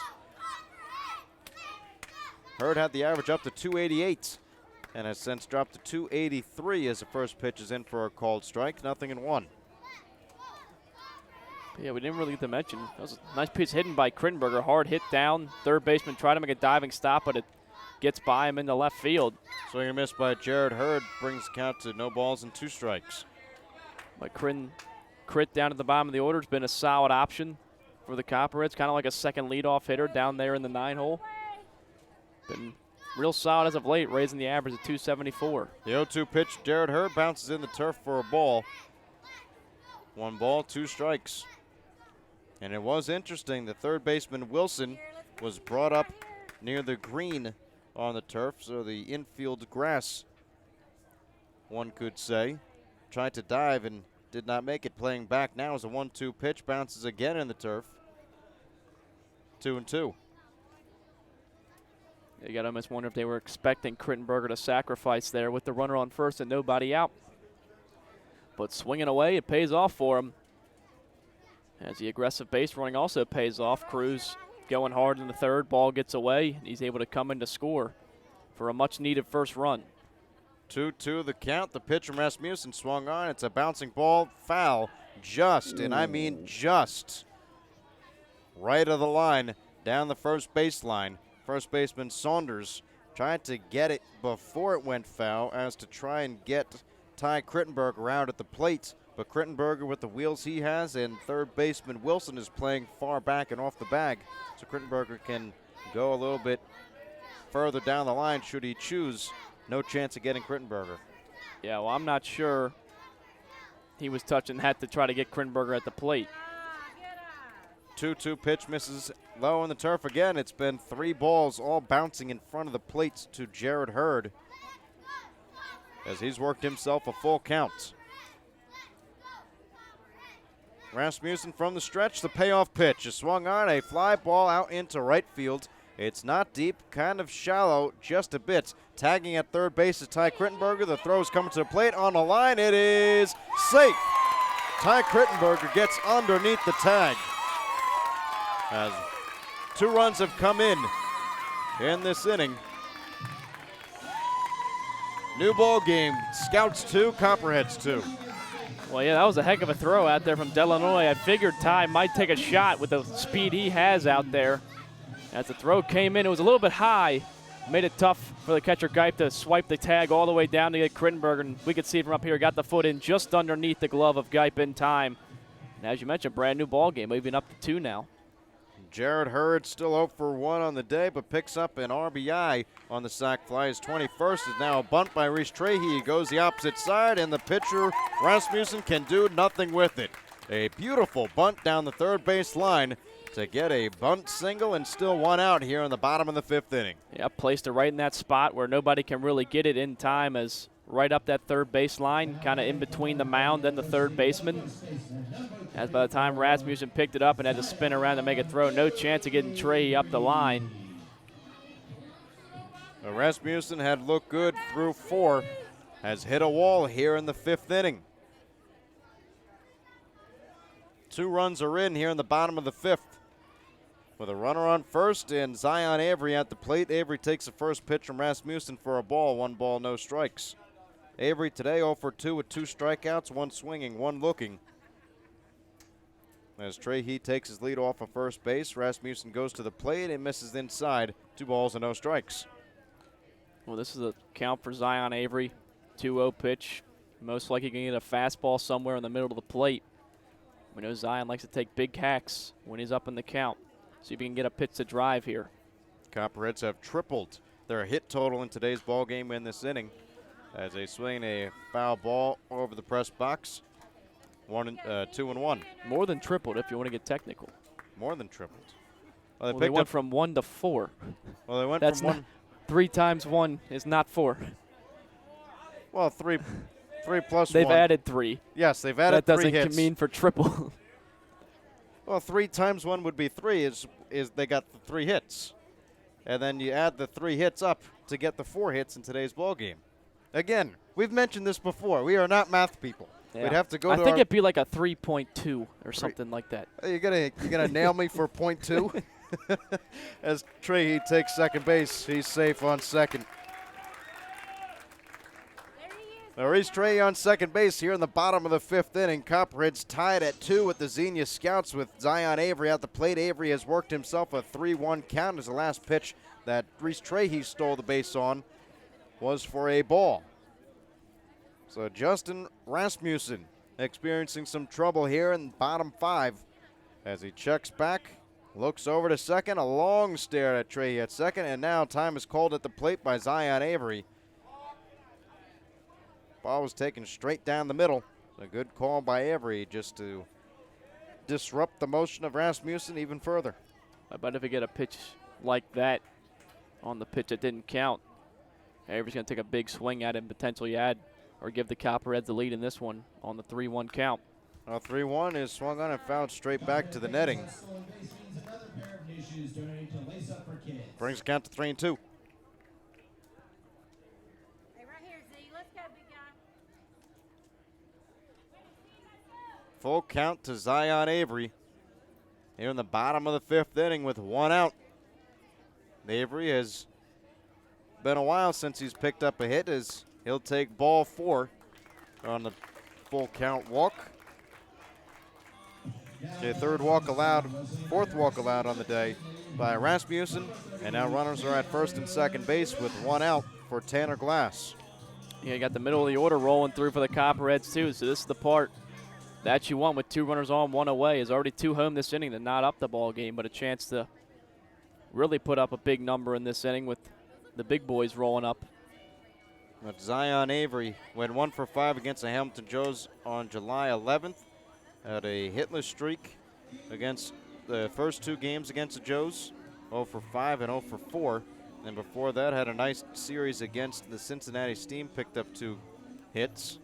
But Avery standing at first base. Reese Trahey, who stole second base, will be on second with 1 out here in the bottom of the 5th inning. And Tanner Glass, who is 0 for 2 today with a strikeout looking and a fly out to left field. Yeah, and just continuing to look around the league, not much changing. Settlers still beating the Joes 3-1 in the bottom of the 6th inning. Steam have scored a couple against the Richmond Jazz to cut the lead down to 5. It's 8-3 in the top of the 5th there. But again, the Copperheads have to handle their own business first. Still got a ball game to play here. The highest they could get in the standings tonight is second. If Licking County, or well, depending on who wins between Licking County and Hamilton, and the Cincinnati Steam lose and the Copperheads win, they can move up to second place in the standings. Copperheads do have a 3-game series with Licking County coming up after the All-Star break, as the first pitch to Tanner Glass is in the zone for a called strike, 0-1.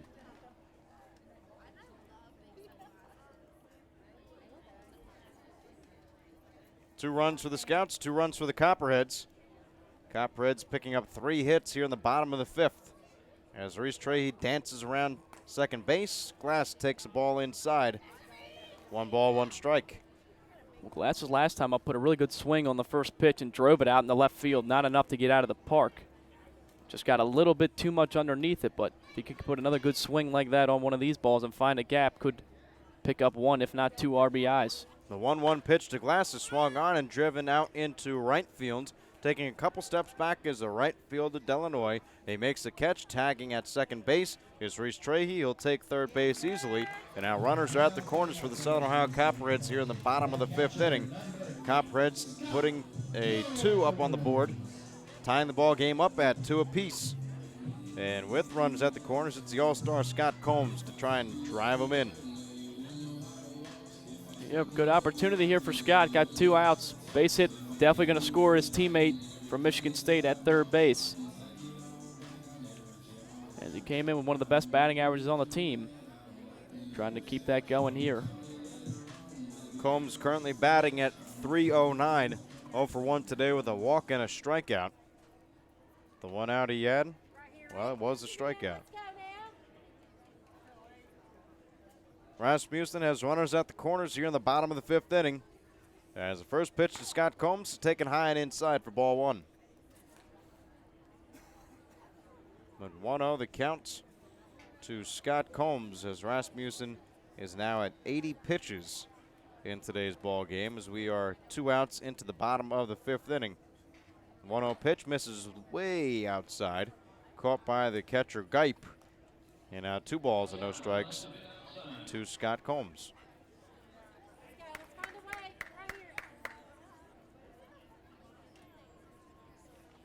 Over on third base is Reese Trahey. First base occupied by Zion Avery. As the pitch misses for a ball to Scott Combs. It's 3 straight balls from Rasmussen to Combs. And now Rasmussen will have to throw a strike. Otherwise, he's in danger of loading up the bases. The 3-0 pitch taken all the way and misses high, ball 4. The bases are loaded. It's the 5th walk allowed by Rasmussen in today's ball game, and the bases are loaded in the bottom of the 5th inning with Carter Cross at the plate.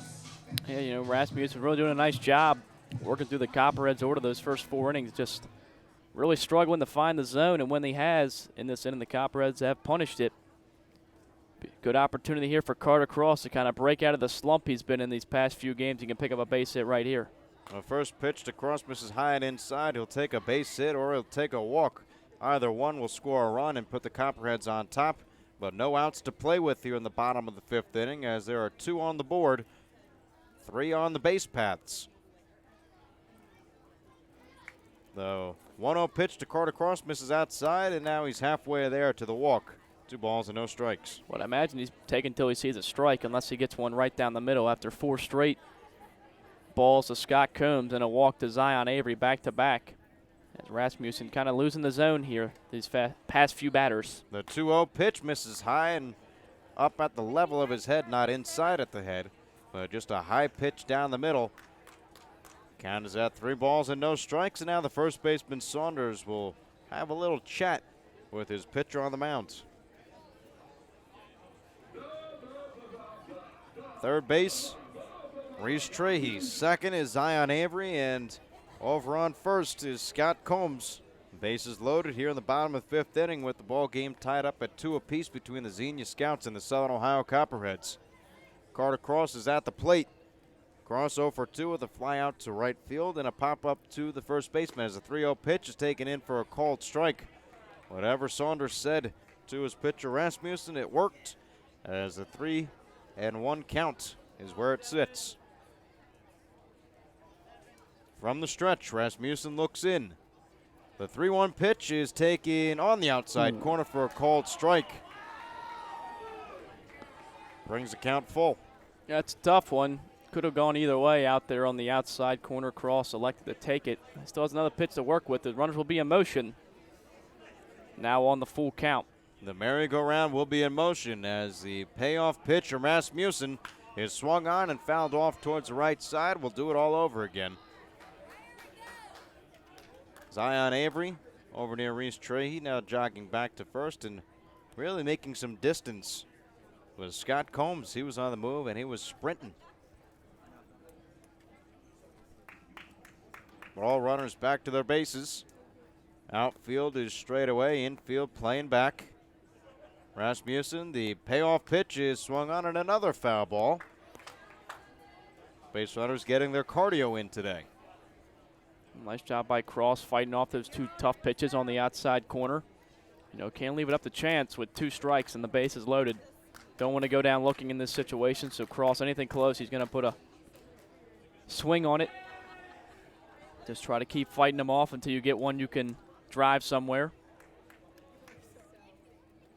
The 3-2 pitch from Rasmussen, bang right back up the middle and in for a base hit. In comes Reese Trahey. Right behind him is Zion Avery. The ball is now just being thrown into the infield. It's a 2 RBI single for Carter Cross. He picks up his 8th RBI of the season and puts the Copperheads on top in today's ball game. It's now Southern Ohio 4, Xenia 2. Well, that's the at-bat Carter Cross needed. Average down to 182 coming into that bat. But he gets up 3-0, gets a couple of unfavorable calls on the outside corner for strikes, but he stayed in there, kept battling, fought off a couple tough pitches, and then drove one out in the center field for 2 RBIs. Well, the motion has been made down to the Xenia Scouts bullpen. There will be a pitching change here in the bottom of the 5th with 2 outs. The pitcher, Justin Rasmussen, was unable to get out of it. Copperheads put up 4 here in the bottom of the 5th, and we'll be right back after the pitching change on the Copperheads Media Network, presented by Ohio Health. You'll be living the life if you stay at the Holiday Inn Express with a free complimentary breakfast, high-definition televisions in all the rooms, and free Wi-Fi, in addition to being the only non-smoking hotel in Athens. Live the life, Holiday Inn Express. Fans, Jackie O's Pub and Brewery is the official pregame and postgame hangout for the Copperheads. Be sure to meet us there before and after every game. From your pint to your plate, Jackie O's proudly presents over 40 beers on draft, produced right here in Athens. Newly remodeled public house and kitchen menu, uptown in-house bakery, 22-acre farm and taproom facility lunch specials, and locally sourced dinners, 7 days a week. 100-plus person outdoor patio, uptown. Learn more at JackieO's.com, Instagram, or Facebook today. After the game, be sure to stop by Jackie O's Uptown or the tap room on Campbell Street.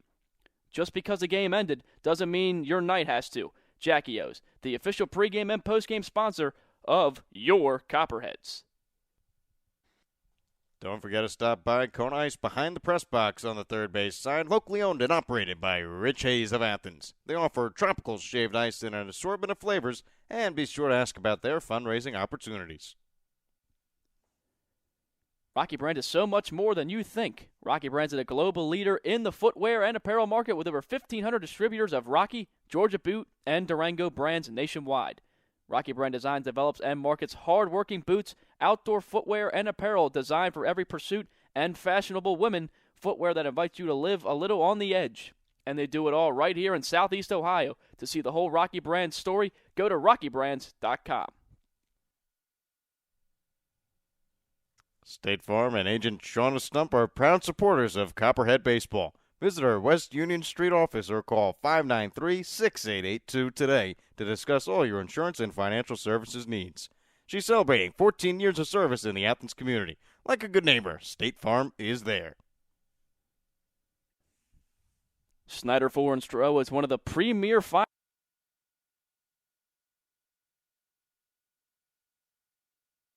Ty Krinberger from Pompano, Florida. You're listening to Ched's Media.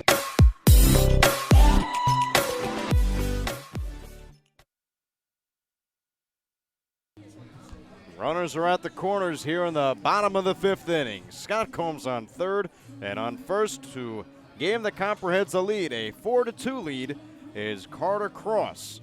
New man on the mound for the Xenia Scouts will be Riley Landrum, who comes in to replace Justin Rasmussen, who went 4 2/3, has allowed 5 hits, 4 runs as of now, and all of them have been earned. The runners on the base paths will be charged to Rasmussen should they come in to score. 5 walks and 5 strikeouts. As the first pitch, Phil Glasser sees, he smacks it out into center field, flies it out there. First baseman, center fielder Eaton makes the catch and retires aside. But not before the Southern Ohio Copperheads put up 4 runs here in the bottom of the fifth inning. They go ahead 4-2 as we enter into the top of the sixth. We'll be right back on the Copperheads Media Network, presented by Ohio Health.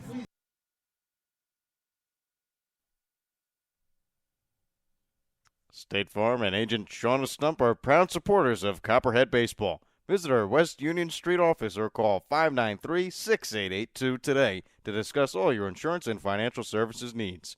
She's celebrating 14 years of service in the Athens community. Like a good neighbor, State Farm is there. Snyder Fuller and Stroh is one of the premier financial and insurance firms in the region. If you have questions regarding your financial, insurance, or employee benefit package, please call Mark Snyder, Jim Fuller, or Dan Stroh at 740-594-8385 or visit them online at www.snyderfullerstroh.com. That is SNIDERFULLERSTROH.com. The Cat's Eye Saloon at 12 North Court Street features a great selection of craft beers on tap and in the bottle 365 days a year. The Cat's Eye Saloon is a proud supporter of the Southern Ohio Copperheads and all Ohio University athletics. The Cat's Eye Saloon, your home away from home, open 7 days a week. The Copperheads would like to thank Wendy's for their support of the team and players. If you're hungry, stop into Wendy's located off Richland Avenue and East State Street. Check the back of your ticket stub for a free small Frosty with any purchase. Stephanie Wood with Ty Krinberger from Pompano, Florida. You're listening to Ched's Media. top of the sixth inning here at Bob Wren Stadium. The Southern Ohio Copperheads put up 4 in the bottom of the fifth and have gone ahead 4-2 as a score as the Xenia Scouts will bat. It'll be Hunter Delanoy, Steven Saunders, and Cody Kanklertz, the 3, 4, and 5 batters for the Scouts. As an update from Richmond Jazz Cincinnati Steam game, his first pitch is in for a called strike to Hunter, Illinois. Richmond Jazz 8, Steam are climbing their way back into the game at the bottom of the fifth. It's 8-6. Richmond Jazz just hanging on. 0-1 pitch misses outside, 1 ball, 1 strike. Hunter, Illinois 0 for 2 on the day, a fly out to left field and a ground out to second base as the 1-1 is delivered and fouled off towards left side and out of play. That's that time of the year. It's scoreboard watching. And if you're not in first, you're always trying to figure out what's going on around you. As a 1-2 pitch is swung on and missed, strike 3. Nice breaking ball from Braxton Kelly. Gets a first down in the top of the 6th inning. Yeah, well, he's only seemed to get stronger throughout this outing. A strikeout pitch starting to work for him a little bit more. He's getting hit around a little bit through those first few innings, but not a lot of hard contact since. And now he's pitching with a lead. So just got to come in there, throw strikes. That's what he did on that at-bat. Kelly's first pitch to Steven Saunders, off speed, in for a called strike, 0-1. Saunders on the day, well, Kelly's had his number. Strikeout looking and a strikeout swinging as the 0-1 pitch is swung on and missed. And now Braxton Kelly is ahead in the count, no balls and 2 strikes. Real nice job there, went to the changeup, got a Saunders out in front of that one. Now you can either go back to it or try to blow him away with a fastball. Well, this ball misses, bounces in the turf. Nice block by Scott Combs. Count is at 1-2. A 1-2 the count from the windup. Braxton Kelly's pitch is outside. Ball 2. Kelly looking to match his season high in innings in a game. It's at 6 as a 2-2 pitch misses low and away. And now the count is run full to Steven Saunders. Yeah, that's kind of been the thing that's been his kryptonite in this game. Once he gets 2 strikes, he's been throwing a lot of pitches rather than just retiring guys right away. Payoff pitch, a slow roller over towards the second baseman, Reese Trahey, who kind of short arms the ball to Zion Avery. But regardless of that, makes the out. Now there are 2 down here in the top of the 6th inning. Yeah, you got to think Kelly, nice job getting the ground ball there. You got to think he's coming to the end of his road. He's up over 100 pitches now. Wouldn't see him going too much further. This could be his last battery faces it. We do see an arm warming up in the Copperheads bullpen. But 101 pitches so far in today's ball game, as the first pitch to Cody Kanklertz misses for a ball, 1-0. Kanklertz on the day, 0 for 2, a strikeout and a ground out to third as 1-0 pitch is swung on and missed for strike 1. 1 ball, 1 strike, 2 outs here in the top of the 6th inning. Copperheads 4, Xenia Scouts 2. As 1-1 from Kelly is check the swing, go down to field umpire Pat J. Atkins, no swing. Cody Kanklertz puts the count at 2 balls and 1 strike. Working quick, Kelly's 2-1 pitch is swung on and missed. And now Braxton Kelly is 1 pitch away from his 7th strikeout. See if he can finish on a high note. The 2-2 from Kelly is a ground ball backhanded by Daniel Cruz behind the third base bag. He throws over the stretch by Zion Avery. He makes the out. Zion Avery with an impressive stretch. It was a great fielding ability by Daniel Cruz behind the third base bag, but even more impressive by the first baseman for the Southern Ohio Copperheads. Gets the 3rd out in today's ball game, keeps the lead at 4-2 in favor of Southern Ohio. We'll be right back in the bottom of the 6th inning. Copperheads up 4-2 on the Copperheads Media Network, presented by Ohio Health. Ambassador Laundry, your locally owned and operated laundry and dry cleaning business, is a proud sponsor of the Copperheads. Stop by 15 West Stimson for all your laundry and dry cleaning needs. It's a grand slam when you shop locally. Look for the Athens Area of Commerce logo and be sure to support the business that support the Athens Sandlot, our very own Copperheads, and our community. Love Athens. Keep it local, because together we make a difference. The fun is just beginning in Athens, Ohio. Outdoor concerts and festivals, rails and trails, a 30-mile meal, and the funky vibe of Uptown Athens and Court Street, Ohio's most eccentric half-mile. The best road trip starts at AthensOhio.com, the region's most comprehensive site for maps, shopping and dining directories, and events calendar. Visit AthensOhio.com and start planning your next adventure. Classic brands Budweiser and Yuengling are proud supporters of Copperheads Baseball. Please drink responsibly and always use a designated driver. Responsibility matters. Donato's is the exclusive pizza provider of the Southern Ohio. Hi, I'm Zion Avery. I go to Ohio University. I'm first baseman catcher for the Copperheads, and you're listening to Copperhead Network. The flexibility of Zion Avery proves pivotal in the top of the 6th inning. He gets the third out of the top of the 6th. It was by Daniel Cruz. Made the backhand behind third base, had the strong throw over to get Cody Kanklertz. And now Daniel Cruz will lead things off here in the bottom of the 6th inning with the Copperheads leading 4-2. Daniel Cruz in today's ball game 1 for 2 with the fly out to left field, and also had a single his last time up, came around to score in the bottom of the 5th. First pitch to Cruz, misses for a ball, 1-0.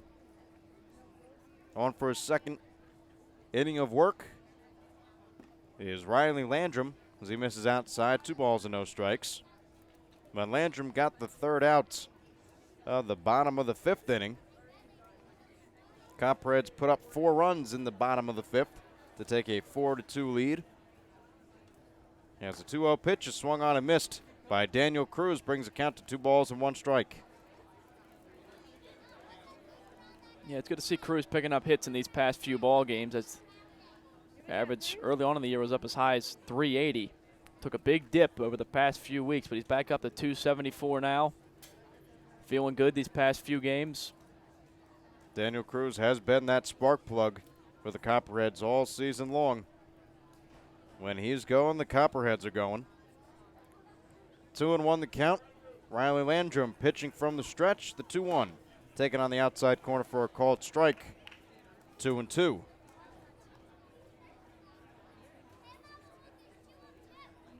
Copperheads 4 runs on 5 hits, no errors. Xenia Scouts 2 runs, 3 hits, and no errors for them. As a 2-2 pitch from Landrum bounces in the turf. Counters run full to Daniel Cruz.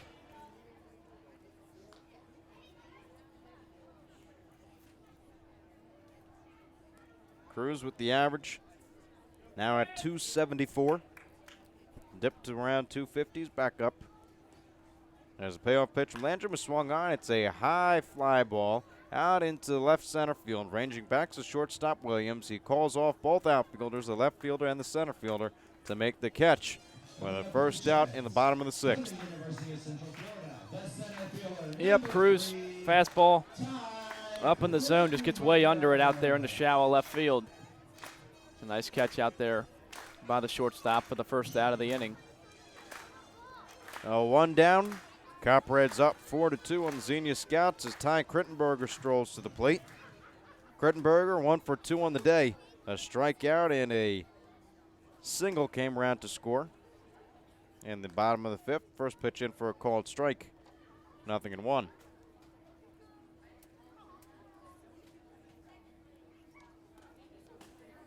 On the count. Landrum from the stretch. The pitch swung on. Line drive down the line out into right field. It's falling fast, and this one will be down. No. Foul ball. Ooh. Pat J. Atkins all the way down the first base line. Had the best sight of the ball, whether it would be fair or foul. He calls it foul, and Crittenberger just missed a triple just by a couple inches. At least a triple. He was already halfway to second base by the time that ball landed. And we got all the way down into that corner there. As just missing a fair ball by a matter of a couple feet. Unfortunate there for Crittenberger, but have to dig back in. Well, Crittenberger will dig in with a 0-2 count with 1 out in the bottom of the 6th inning. But for Riley Landrum, a 5.01 ERA, 1 win, no losses on the season. His 15th appearance of relief. 22 1/3 innings pitch as the 0-2 to Ty Crittenberger bounces and misses for a ball, 1-2. There's now thrown 23 innings. Riley Landrum, 12 strikeouts, 14 walks, and has given up 34 hits as the 1-2 pitch is swung on, fouled off towards the right side and out of play. Last outing for Landrum. Only went a third of an inning, but it was in a 4-1 victory against the Cincinnati Steam. Got the out on July 9th. Against the Copperheads 2 times, did not allow a run in 2 innings pitched. No other stats, no hits, no nothing. As now a soft line drive out into shallow right field, but ranging under it and making the catch is Delanoy for the second out here in the bottom of the 6th inning. Well, continue to look at these ball games. Licking County did give up a run to Hamilton. They still lead it 3-2 late in that one, top of the 8th. And the Jazz were finally able to get out of that 5th inning against the Steam. They still hold on to an 8-6 lead. The Steam inching closer. It was 8-1, and we know how dangerous the Cincinnati Steam lineup can be when they get hot. The Cincinnati Steam were at the top of the division for a little while. Copperheads came into town, and then everybody's within a half game of first place. Not everybody, but it seems like the entire Southern Division in the GLSCL is very close. It's a 3-way tie for first right now. Copperheads only a half game back. First pitch to Jared Hurd, missed for a ball. This one is swung on deep out into right field, back at the wall, and it's caught right at the warning track by the right field of Illinois. Jared Hurd gives it a ride, can't get it over. The Copperheads still have a 4-2 lead as we head to the top of the 7th inning. We'll throw it to Joey Medora for the play-by-play duties throughout the rest of the game. We'll be right back on the Copperheads Media Network, presented by Ohio Health. You will be living the life if you stay at the Holiday Inn Express with the free complimentary breakfast, high-definition television in all the rooms, and free Wi-Fi. In addition to being the only non-smoking hotel in Athens, live the life. Holiday Inn Express. Fans, Jackie O's Pub and Brewery is the official pregame and postgame hangout for the Copperheads. Be sure to meet us there before and after every game. From your pint to your plate, Jackie O's proudly presents over 40 beers on draft, produced right here in Athens. Newly remodeled public house and kitchen menu, uptown in-house bakery, 22-acre farm and taproom facility lunch specials, and locally sourced dinners 7 days a week. 100-plus person outdoor patio, uptown. Learn more at jackios.com. Instagram or Facebook today.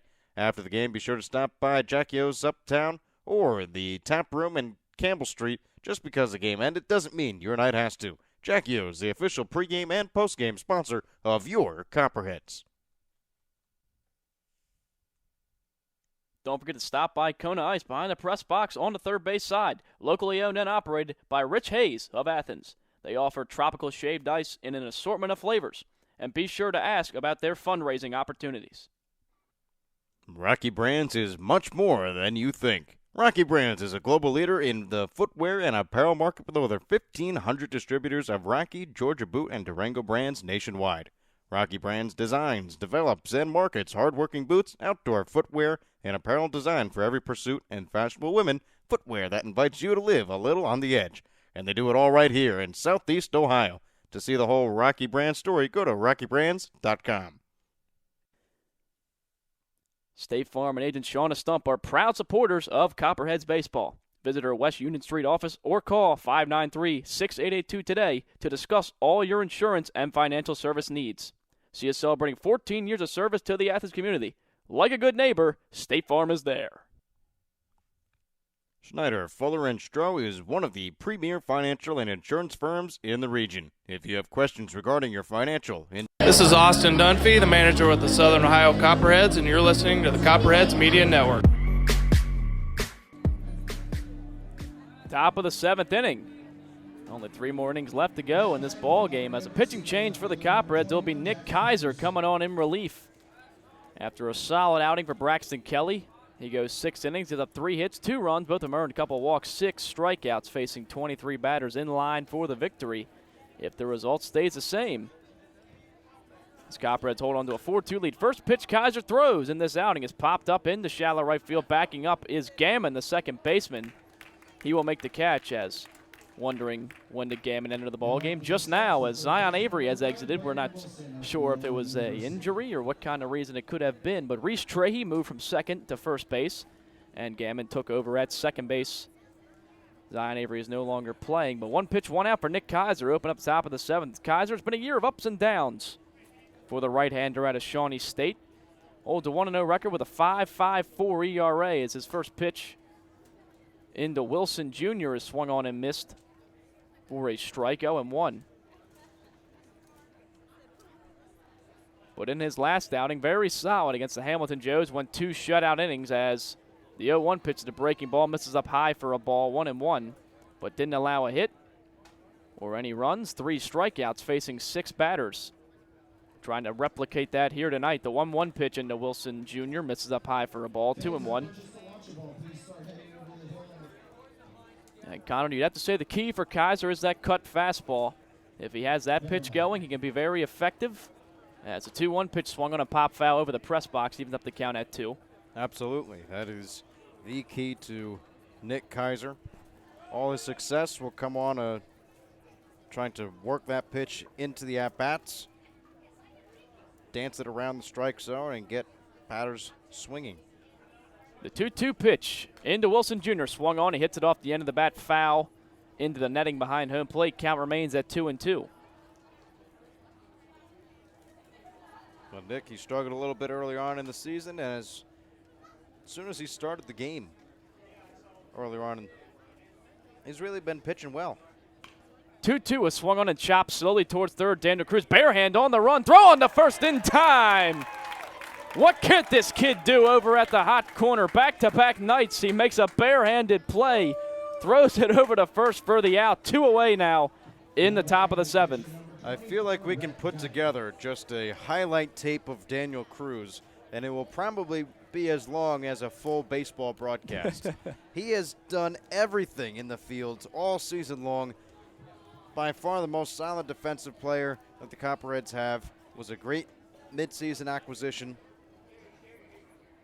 and just continues to shine. Well, the first pitch into Rhett Geip, the catcher, misses up high for a ball, 1-0. As you mentioned, probably the most solid defender the Copperheads have this summer. 1-0 pitch into him is swung on and missed for a strike, 1-1. As we've seen Cruz all over the infield, second, short, and third, but has been at third base ever since Ben Rushing had to exit with an injury. The 1-1 pitch misses outside and high to Geip for a ball, 2-1, but Cruz has really made third base his own over there for the Copperheads. And with plays like that, it's easy to see why. 2-1 pitch into Rhett Geip is swung on and popped foul and out of play over towards the press box. Evens up the count at 2.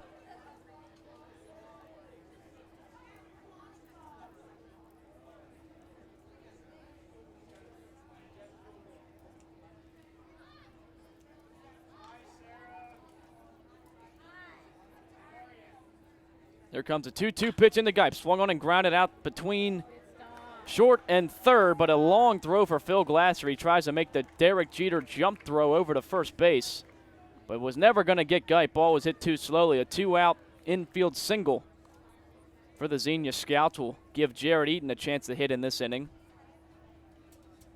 Well, I thought Daniel Cruz was going to do it again. He kind of backed off and let Phil Glasser take the ball in the hole and try to make, like you said, the Derek Jeter jump. But just the arm strength when he jumped like that, it's not there. Throw is accurate, just couldn't get the runner Geip. First pitch into Eaton misses low for a ball, 1-0.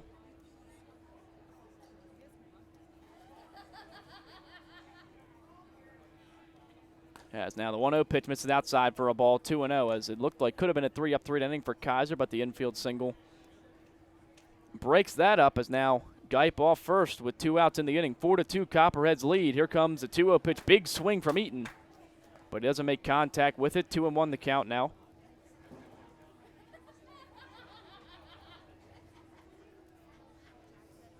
As Kaiser, 2-1 pitch, misses outside for a ball. Now Eaton in the driver's seat at 3-1. As Eaton is 1 for 2 on the day, has also scored a run, average now at .368. As 3-1 pitch comes in at the letters for a strike that will run the count full with 2 outs in the inning, as now Geip will be on the move from first base with the full count. Kaiser, here comes a pitch, runner takes off, and Eaton fouls it back into the netting to stay alive in the at-bat. Count remains at 3-2. Now Kaiser's come in, just throw some strikes. Defense helps him. But it's been good so far. As long look in from Nick Kaiser. He now comes set from the stretch. 3-2 indeed. Misses up high for a ball. He walked him. So after retiring the first two hitters of the inning pretty quickly, a couple of two-out base runners after a single and a walk, and the lineup turns over for the Scouts. Now batting from Whitman College, the shortstop, number 12, Brett Williams. It just lost the batter in Jared Eaton. The good thing for Kaiser is Eaton cannot take second base with all his speed. He's got a runner in front of him in Rhett Geip. So now back to the top of the order, and Brett Williams, who's 1 for 2, with a couple of RBIs in this one, as first pitch into him misses outside for a ball, 1-0. As Williams is responsible for the only 2 runs that came across the score for the Scouts. He had an RBI single back in the 3rd inning off Braxton Kelly. That at the time gave the Scouts a 2-0 lead. Copperheads scored 4 in the bottom of the 5th to take a 4-2 lead as the 1-0 pitch misses high and outside for a ball. 2-0 the count now, as Kaiser starting to lose his own a little bit here to these last couple batters.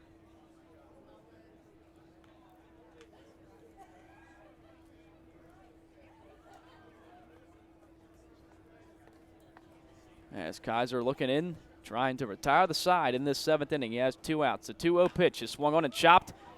Back past the mound. Second baseman Gammon fields a throw on to first is in time for the out. So a slow roller out towards second, but Gammon able to field it cleanly and make the throw on to first to retire the side and leave those 2 base runners stranded. Copperheads still lead at 4-2 heading into the bottom of the 7th inning. It's stretch time here at Bob Wren Stadium. You're listening to Copperheads Baseball on the Copperheads Media Network, presented by Ohio Health. Schneider, Fuller & Stroh is one of the premier financial and insurance firms in the region. If you have questions regarding your financial, insurance, or employee benefit package, please call Mark Schneider, Jim Fuller, or Dan Stroh at 740-594-8385 or visit them online at www.schneiderfullerstroh.com. That is SNIDERFULLERSTROH.com. The Cat's Eye Saloon at 12 North Court Street features a great selection of craft beers on tap and in the bottle 365 days a year. The Cat's Eye Saloon is a proud supporter of the Southern Ohio Copperheads and all Ohio University athletics. The Cat's Eye Saloon, your home away from home, open 7 days a week. The Copperheads would like to thank Wendy's for their support of the team and players. If you're hungry, stop into Wendy's, located off of Richland Avenue and East State Street. Check the back of your ticket stub for a free small Frosty with any purchase. Stephanie Wood, Ohio Realty, will help you find your next safe home. Stephanie Wood, bringing home the results and going the extra distance. Schneider, Fuller & Stroh has supported the Copperheads since 2002. We're proud of that affiliation and excited to sponsor Fireworks Night again this year on June 29th. As one of the premier financial and insurance firms in the region, Schneider, Fuller & Stroh is focused on helping our clients secure their financial future. What's your plan? Give them a call at 594-8385. Hey, I'm Scott Combs, catcher for the Copperheads, and you're listening to the Copperhead Media Network.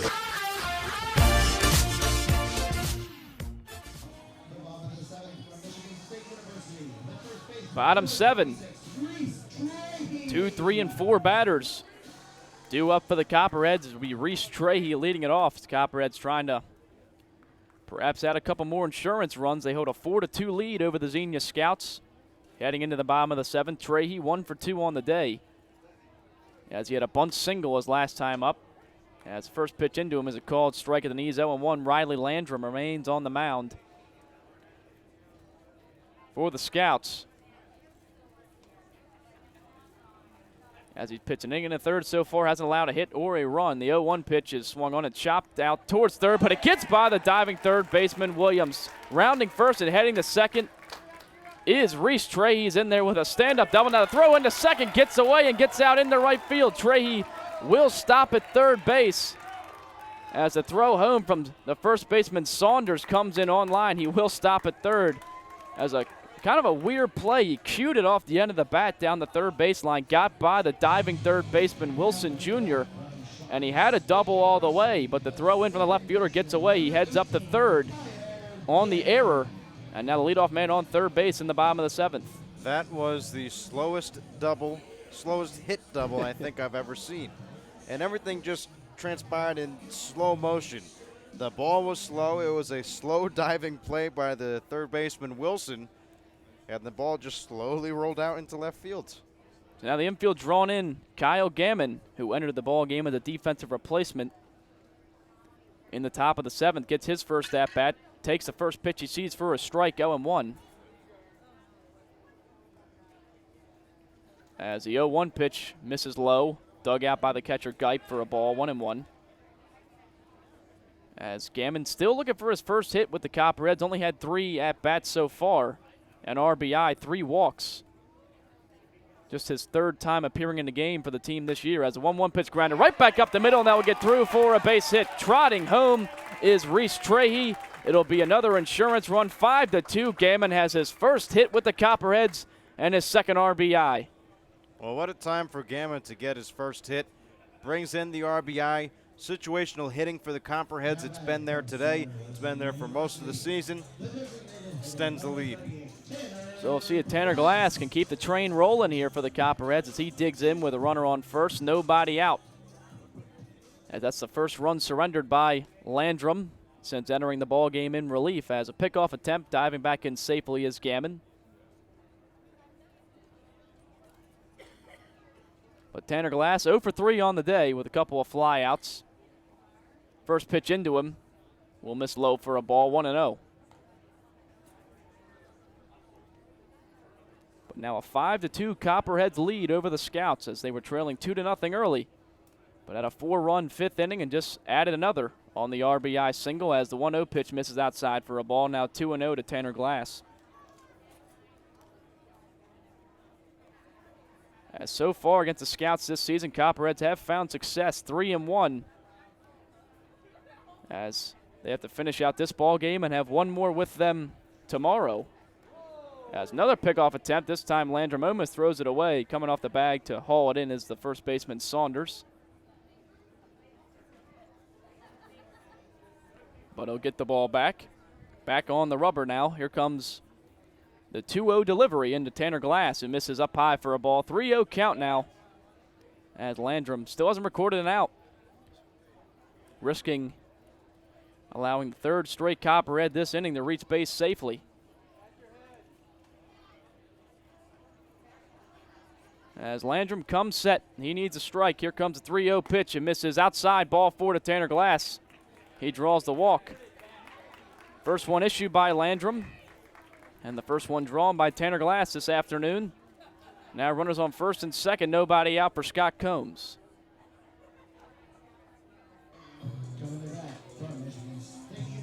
Yeah, just a good at-bat work by Tanner Glass. Saw a lot of pitches and gets his walk.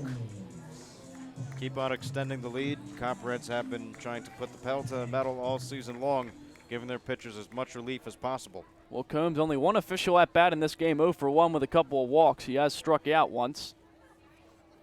First pitch into him was swung on and fouled away down towards the first base dugout. 0-1 the count to the Copperheads backstop, who's averaged at .309 now on the year. As the Copperheads have had solid production from the catcher position all season long. As Tanner Johnson is hitting up around .360, of course in limited at-bats. But Scott Combs consistent this year at .309 as now Landrum steps off, looks Gammon back to second base.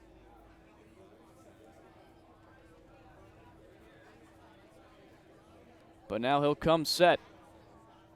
Ready to deal the 0-1 into Scott Combs. Combs swings and loops this one foul and out of play down the first baseline, and Combs quickly behind in the count, 0-2 now. Combs just a little bit late on that swing. He's right on it, but just needs to get the timing down.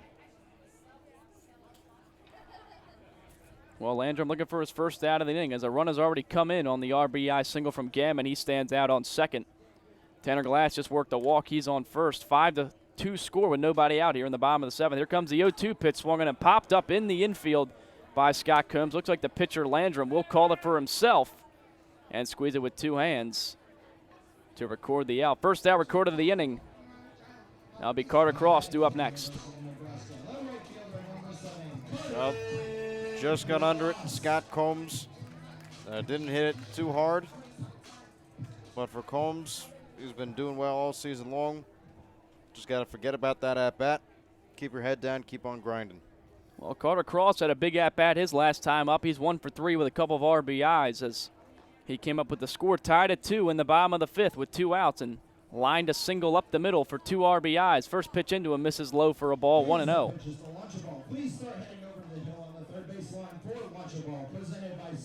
As those are RBIs 7 and 8 for Carter Cross on the season. As the average climbs closer to the Mendoza line, he's at 196 now, looking to get above that with a base hit in this at-bat. Here comes the 1-0 pitch in from Landrum, swung on and flown out into fairly deep right field. Going back is the right fielder Delanoy, but it looks like he lost it in the lights and it will fall in front of him. Being stopped at third base is Kyle Gammon. The throw into the cutoff man Saunders. As it looks like Delanoy lost it in the field lights here at Bob Wren Stadium, as it looked like he had it lined up at first, but it just falls in front of him for a single that will load the bases now with 1 away. Yeah, just sheer panic from Delanoy in right field. Of course, when there's a ball anywhere, you don't want to make sure, first off, it doesn't come down to hit you, but you want to make sure you try and locate it so you can catch the ball. Ball just fell short in right field, and Delanoy again lost in the lights. So that'll be Cross's second hit of the ball game. Average climbs up to 211 now. Phil Glasser, who's 1 for 3 on the day, will step up now with the bases loaded and only 1 out. First pitch into Glasser, bounces into the catcher Geip. He picks it out of the turf. 1-0 count now to Glasser. Fans, be sure to buy a split the pot ticket from our designated uniforms like Wranglers. The wing ticket will be drawn in the middle of as Glasser had the first base hit for the Copperheads all the way back in the second inning. Trying to add another here and add a couple RBI. Swings through the 1-0 fastball for a strike. Evens up the count at 1.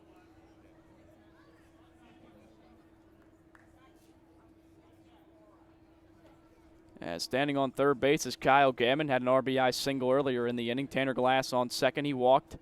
Carter Cross on first. 1-1 home to Phil Glasser. Misses high and outside for a ball. 2-1 the count now to the Copperhead shortstop. As we continue to take a peek at the other scores in the top of the 9th inning, Licking County Settlers lead the Hamilton Joes 3-2 at Foundation Field. 2-1 in the Glasser. He swings through it for a strike. Evens up the count at 2. And also the Richmond Jazz added a run onto their lead. They now lead at 9-6 over the Cincinnati Steam in the bottom of the 6th inning. Again, I believe Licking County winning helps the Copperheads more than the Hamilton Joes. Either way, one team will be in first, and Copperheads had a chance to go to second. 2-2 home to Glasser. Grounded out. Short, could be 2. Throw on to second for 1. Back over to first. And a big double play rolled there by Riley Landrum as he gets Glasser to roll into the tailor-made 6-4-3 double play to retire the side with the bases loaded. The Copperheads do add on another run to extend the lead out to 5-2, heading into the top of the 8th inning here at Bob Wren Stadium. You're listening to Copperheads Baseball on the Copperheads Media Network, presented by Ohio Health. Fall Green Moortine, one of the nation's leading integrated marketing and communication firms, prides itself on hiring the best and brightest graduates from across the country each year. In fact, the company is home to many Ohio University alumni. For more details on internships and employment opportunities, visit www.fallgreenmoortine.com. You'll be living the life if you stay at the Holiday Inn Express with a free complimentary breakfast, high-definition televisions in all the rooms, and free Wi-Fi, in addition to being the only non-smoking hotel in Athens. Live the life, Holiday Inn Express. Fans, Jackie O's Pub and Brewery is the official pregame and postgame hangout for the Copperheads. Be sure to meet us there before and after every game. From your pint to your plate, Jackie O's proudly presents over 40 beers on draft, produced right here in Athens. Newly remodeled public house and kitchen menu, uptown in-house bakery, 22-acre farm and taproom facility lunch specials, and locally sourced dinners 7 days a week. 100-plus person outdoor patio, uptown. Learn more at jackios.com, Instagram, or Facebook today. After the game, be sure to stop by. I'm Sebastian Fabic from Cincinnati, Ohio, and you're listening to the Copperheads Media Network.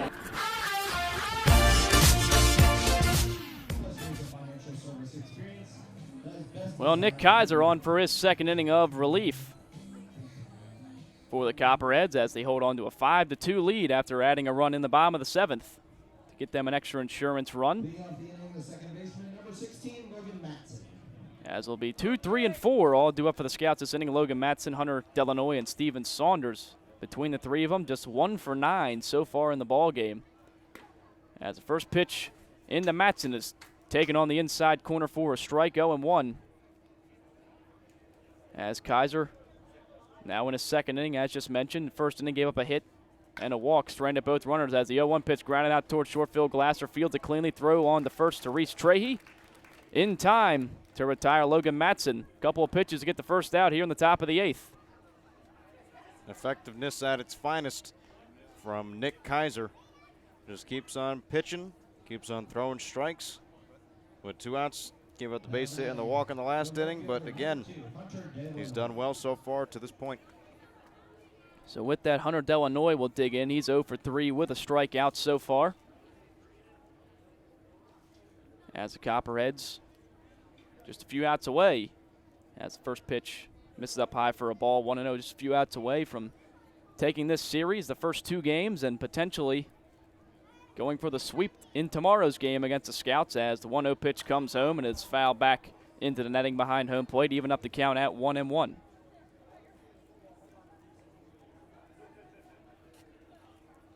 As we've mentioned a few times, Copperheads have had pretty good success against the Scouts this year, hold a 3-1 record against them coming into this ball game. The 1-1 pitch from Kaiser taken up high just above the letters for a ball, 2-1. Scouts jumped out to an early 2-0 lead after 3, but the Copperheads answered with a big 5th inning, scoring 4 runs. That's a 2-1 pitch. The cut fastball comes in at the knees of Hunter Delanoy, taken for a strike, 2-2. Copperheads added 1 more in the bottom of the 7th, and that's how we stand at 5-2. 2-2 pitch home is taken just off the black of the outside corner for a ball. And now I'll run the count full with 1 out here in the top of the 8th. 5-2, Copperheads lead. Just a quick update from the Steam and Jazz game. As full count pitch fouled away by Delanoy. Cincinnati Steam put up a 4 spot in the bottom of the 6th and have taken a 10-9 lead over Richmond. That does not help the Copperheads whatsoever. Well, it was an 8-1 lead for the Jazz at one point. Full count pitch home, swung on and grounded out towards Daniel Cruz at third. He fields it on the hop, throw on to first. A little bit high, but not too high for Reese Trahey to handle. Couple of ground ball outs to open up the top of the 8th inning. 2 away now. But at the very least, the Copperheads will jump at least one of the teams in first place if they win this ball game, because they trailed all of them by just a half game. So as Licking County, if they beat the Hamilton Joes, the Copperheads would jump the Joes. And if the Joes beat Licking County, Copperheads would jump Licking County. But if the Steam win, they will not be jumped. Well, yeah, you can't jump the Steam if they win. No. Correct, right. Because they'll still be a half game better Just if laying both it all teams out win. there. First pitch into Steven Saunders, a breaking ball, misses outside for a ball, 1-0.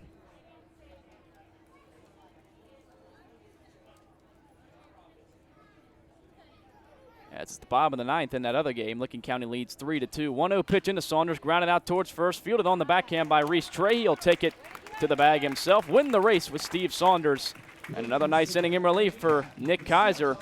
3 up, 3 down, 3 ground ball outs to retire the side in the top of the 8th inning. Copperheads 3 outs away from a victory. But they still got a bat in the bottom of the 8th inning right here on the Copperheads Media Network, presented by Ohio Health. State Farm and Agent Shauna Stump are proud supporters of Copperhead Baseball. Visit our West Union Street office or call 593-6882 today to discuss all your insurance and financial services needs. She's celebrating 14 years of service in the Athens community. Like a good neighbor, State Farm is there. Snyder, Fuller & Stroh is one of the premier financial and insurance firms in the region. If you have questions regarding your financial, insurance, or employee benefit package, please call Mark Snyder, Jim Fuller, or Dan Stroh at 740-594-8385 or visit them online at www.snyderfullerstroh.com. That is SNIDERFULLERSTROH.com. The Cat's Eye Saloon at 12 North Court Street features a great selection of craft beers on tap and in the bottle 365 days a year. The Cat's Eye Saloon is a proud supporter of the Southern Ohio Copperheads and all Ohio University athletics. The Cat's Eye Saloon, your home away from home, open 7 days a week. The Copperheads would like to thank Wendy's for their support of the team and players. If you're hungry, stop into Wendy's located off Richland Avenue and East State Street. Check the back of your ticket stub for a free small Frosty with any purchase. Stephanie Wood with Ohio Realty. She will help you find your next safe home. Stephanie Wood bringing home the results and going the extra distance. Snyder, Fuller, and Stroh has supported the Copperheads since 2002. We're proud of that affiliation and excited to sponsor Fireworks Night again this year on June 29th. As one of the premier financial and insurance firms in the region, Snyder, Fuller, and Stroh is focused on helping our clients secure their financial future. What's your plan? Give us a call at 594-8385. Ty Krinberger from Pompano, Florida. You're listening to Ched's Media.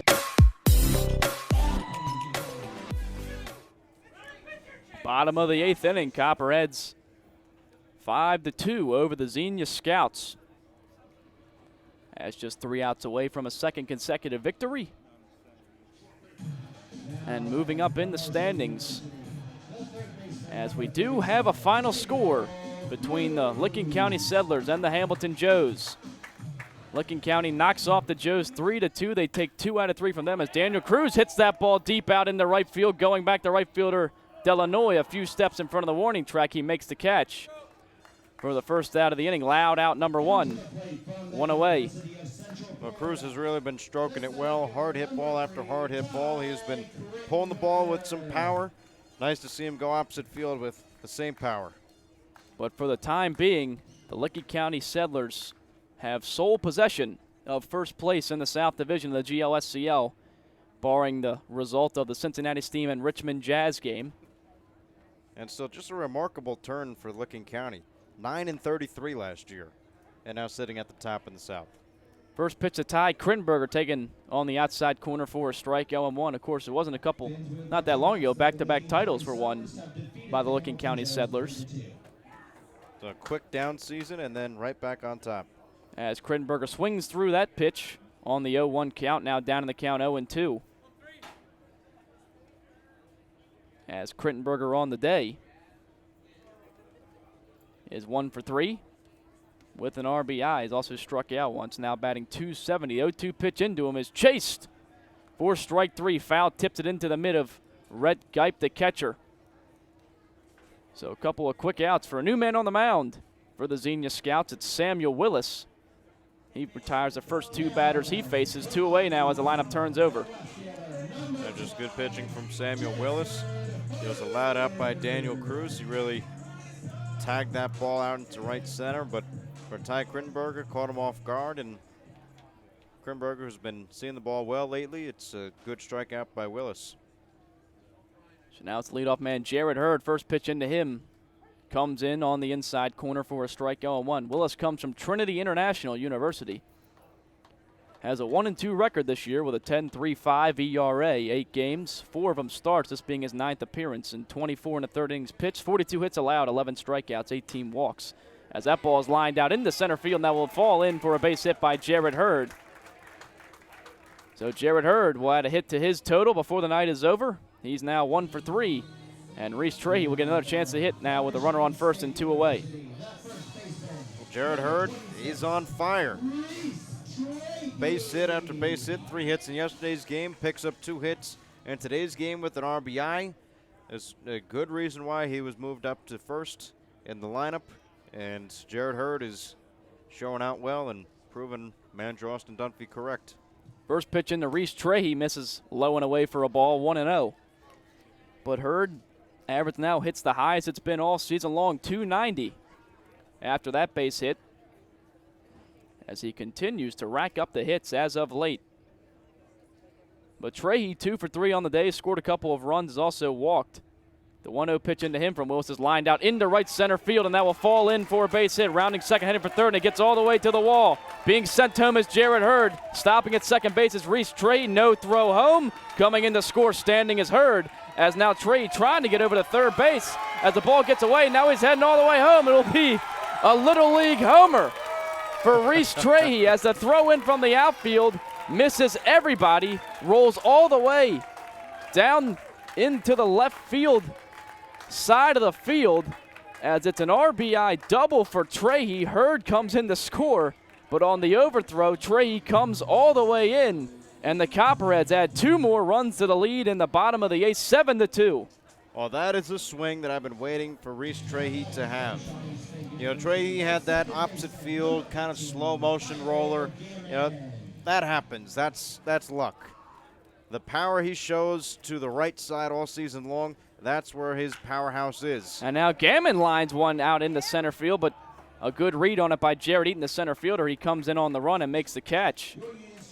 But the Copperheads give a couple more insurance runs for Nick Kaiser, as he will come on for the 9th inning and try to close this one down. This is a 7-2 lead heading to the top of the 9th inning right here on the Copperheads Media Network, presented by Ohio Health. Ambassador Laundry, your locally owned and operated laundry and dry cleaning business, is a proud sponsor of the Copperheads. Stop by 15 West Stimson for all your laundry and dry cleaning needs. It's a grand slam when you shop locally. Look for the Athens Area of Commerce logo and be sure to support the business that support the Athens Sandlot, our very own Copperheads, and our community. Love Athens. Keep it local, because together we make a difference. The fun is just beginning in Athens, Ohio. Outdoor concerts and festivals, rails and trails, a 30-mile meal, and the funky vibe of Uptown Athens and Court Street, Ohio's most eccentric half-mile. The best road trip starts at AthensOhio.com, the region's most comprehensive site for maps, shopping and dining directories, and events calendar. Visit AthensOhio.com and start planning your next adventure. Classic brands Budweiser and Yuengling are proud supporters of Copperheads Baseball. Please drink responsibly and always use a designated driver. Responsibility matters. Donato's is the exclusive pizza provider of the Southern Ohio Copperheads. With toppings loaded from edge to edge, Donato's Pizza will be sure to satisfy your hunger. Located at 688 East State Street in Athens, make Donato's your pizza of choice today. Order by calling 740-592-5049 or order online at donatos.com. The Southern Ohio Copperheads would like to show our support for Echoing Hills. Echoing Hills. I'm Zach Iverson. I'm from Michigan State University. You're listening to the Copperheads Media Network. Copperheads are just 3 outs away from the victory over the Xenia Scouts as they lead at 7-2. Coming into this top of the 9th inning, Copperheads looking for back-to-back victories over the Xenia Scouts and try to set up a sweep tomorrow, as they face the Scouts again at 5:35 right here at Bob Wren Stadium. But for the Scouts, it'll be Cody Kanklers, Jackson Henderson, and Brandon Wilson Jr. all due up, as they're combined for 0 for 9 on the day. As Nick Kaiser so far has pitched 2 shutout innings in relief, only allowing a hit and a walk. Trying to make it an easy 9th inning and send these Copperheads fans home happy with yet another victory, as first pitch in the Kanklers misses high and inside for a ball, 1-0. But as we were talking about earlier, right now Licking County Settlers are in sole possession of first place as they beat the Hamilton Joes, as the 1-0 pitch misses up high for a ball, comes in at the letters for a strike, 1-1. But that's just for the time being, as the Cincinnati Steam have extended their lead over the Richmond Jazz, as the 1-1 pitch is fouled away by Kanklers. He's now down in the count 1-2. It's 12-9 Steam heading into the top of the 7th inning, as a 6-run bottom of the 6th inning for the Steam propelled them to the 3-run lead. With the 1-2 pitch in from Nick Kaiser, misses up high to Kanklers, evens up the count at 2. Propelled, catapulted, whatever adjective you want to use, but the Cincinnati Steam would not die in that inning. 12-9. 2-2 pitch fouled well out of play down the right field foul line. Count remains 2-2 to Kanklers. But we do know how dangerous of a hitting team the Cincinnati Steam can be when they get going. They're up there at the top of the league in batting average with the Copperheads and the Lima Locos. Well, Lima Locos have just been unbelievable this year. 23-10 record, a 3-game winning streak right now, 8-2 over the last 10. 2-2 pitch misses high and away to Canklers, runs the count full against Nick Kaiser. But that division not really as close-knit as the South Division is right now. Full count pitch home, swung on and fouled back into the screen. Count remains full at 3-2. Yeah, Locos with a sizable lead as the Muskegon Clippers are at 18-17 in the North. And that them being the next closest team in the standings. But the Locos running away with it up in the North Division. As Copperheads split 2 games with the Locos when they came to town. 3-2 pitch again, fouled back by Cody Canklers, and will do it again. Also, the Michigan Monarchs are tied at 18-17 as well. But that would be second place. So Canklers will now see the 8th pitch of this at-bat from Nick Kaiser. Here it comes, swung on and lined out into right field. That will get down for a base hit. Taking a big turn is Canklers, but he'll stay at first base. It's a leadoff single. His first hit of the ball game, 6th on the game for the Scouts. As it'll be Jackson Henderson due up next. Well, the first time that Nick Kaiser has allowed the first man he sees to reach the base paths. Kaiser's been doing well so far, hasn't given up any runs, pitching effectively, keeping his pitch count down low. We'll try to just close out this ball game. Well, Jackson Henderson also 0 for 3 in the ball game, average now down to 171 on the year. As the first pitch into him, swung on a miss, strike 1, 0-1 the count.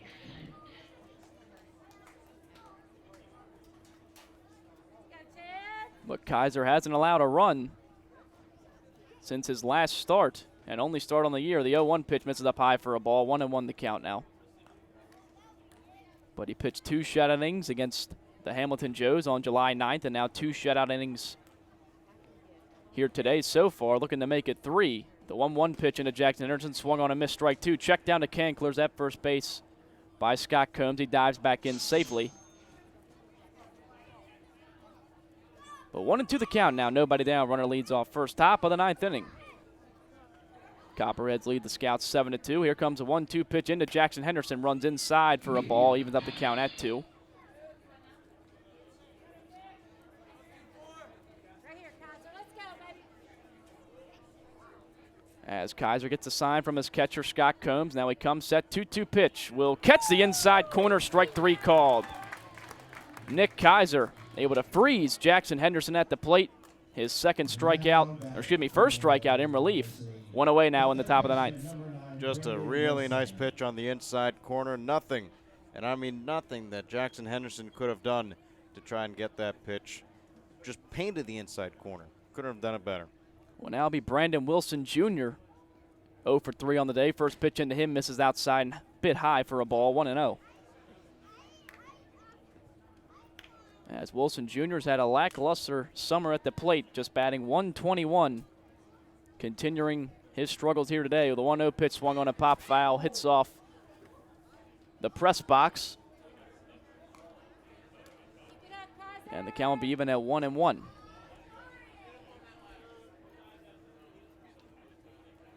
As Kaiser takes a peek at Canklers at first base. Now comes set. Here comes a 1-1 home to Wilson Jr. Swings and fouls it away over the first base dugout. And Kaiser up in the count now on Wilson Jr. 1-2.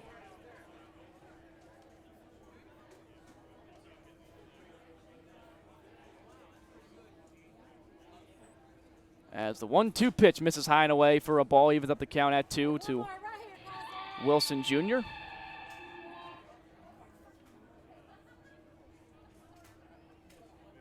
As Kaiser trying to perhaps roll a double play ball and end this game. 2-2 pitch, breaking ball, misses just a bit high and inside. And it'll run the count full. Second full count seen this inning by the Scouts. As Kaiser comes set. Here comes full count pitch, misses up high, ball 4, he walked him. Second walk issued by Kaiser out of the pen. And now a couple of base runners on with 1 out. As now Daniel Cruz will take a walk to try to calm down Kaiser on the mound, as so will Coach Dunphy out of the third base dugout with the slow walk out there to talk to his hurler. Yeah, no buzzing over in the Copperheads bullpen right now. This is Nick Kaiser's inning. Kaiser's got the 5-run lead. Seeing a lead blown larger than that against the Cincinnati Steam earlier on in the season. But the Copperheads are a different team since then. They've got a bunch of new faces since then. But Kaiser just has to bear down here, get 2 more outs, and send the Copperheads to third place. Well, it'll be at least third place. Still, they could jump as high as second if the Richmond Jazz are able to come back against the Cincinnati Steam. They currently lead 12-9 in the top of the 7th inning.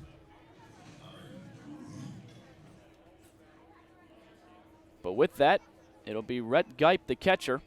He's 1 for 2 on the day, scored a run. He's also walked and struck out. First pitch into him, swung right through for a strike, 0-1. As right now, in line for the loss is Justin Rasmussen, as he only went 4 2/3, allowing 4 runs, all of them earned, 5 hits, 5 walks, 5 strikeouts. 0-1 pitch in the Geip is swung on and grounded back up the middle. That will get into the outfield for a base hit, as it's now mishandled by Crittenberger out in center field, and coming in to score is Cody Kanklers. As it looked like Kanklers was getting held up at third, but Crittenberger mishandles it out in center field. He comes in to score. It's now 7-3 with 2 runners still on base and 1 away. That wasn't the hardest hit of balls, just a ground ball right back up the middle on Nick Kaiser. And again, you have that 4-run lead. Just got a little bit closer. Well, this is the man you want to get, the 9-hole hitter, Jared Eaton, as you don't want the lineup to turn back over with a chance to do some damage. First pitch into Eaton will miss outside for a ball, 1-0. That's runners on first and second, 1 away. 1 run home already in the inning, 7-3 score. As 1-0 pitch misses outside again for a ball, 2-0 the count now.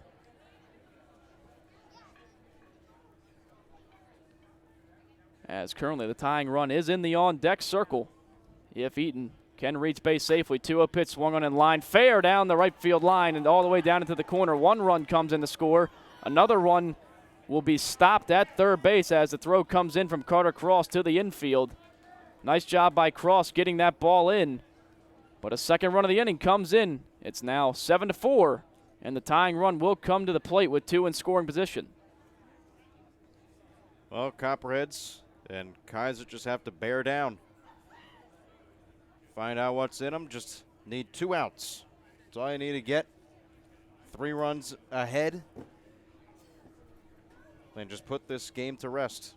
Well, now those 2 by the Copperheads in the bottom of the 8th are looking more important than ever, as it was only 5-2 heading to the bottom of the 8th. Copperheads played at 2 more runs, but 2 scored by the Scouts here. First pitch into leadoff man Brett Williams is taken outside for a ball, 1-0. As Brett Williams on the day is 1 for 3 with a couple of RBIs back in the second inning. As the 1-0 pitch into him misses outside for a ball, 2-0. As there is some stirring out in Copperheads bullpen now. You see Coach Dunphy taking a look down there. 2-0 pitch into Brett Williams. This is up high, ball 3, 3-0. First base is open in this situation if you put Williams on, but that would be putting the tying run on base with only 1 out here in the top of the 9th. As Kaiser comes set, here comes the 3-0. It comes right down Main Street for a strike. 3-1 count now to Brett Williams. Just keep on firing in strikes. Try to get 1 man at a time. 3-1 home, swung on and missed, strike 2 as Williams swings right through that fastball, runs the count full now with 1 away.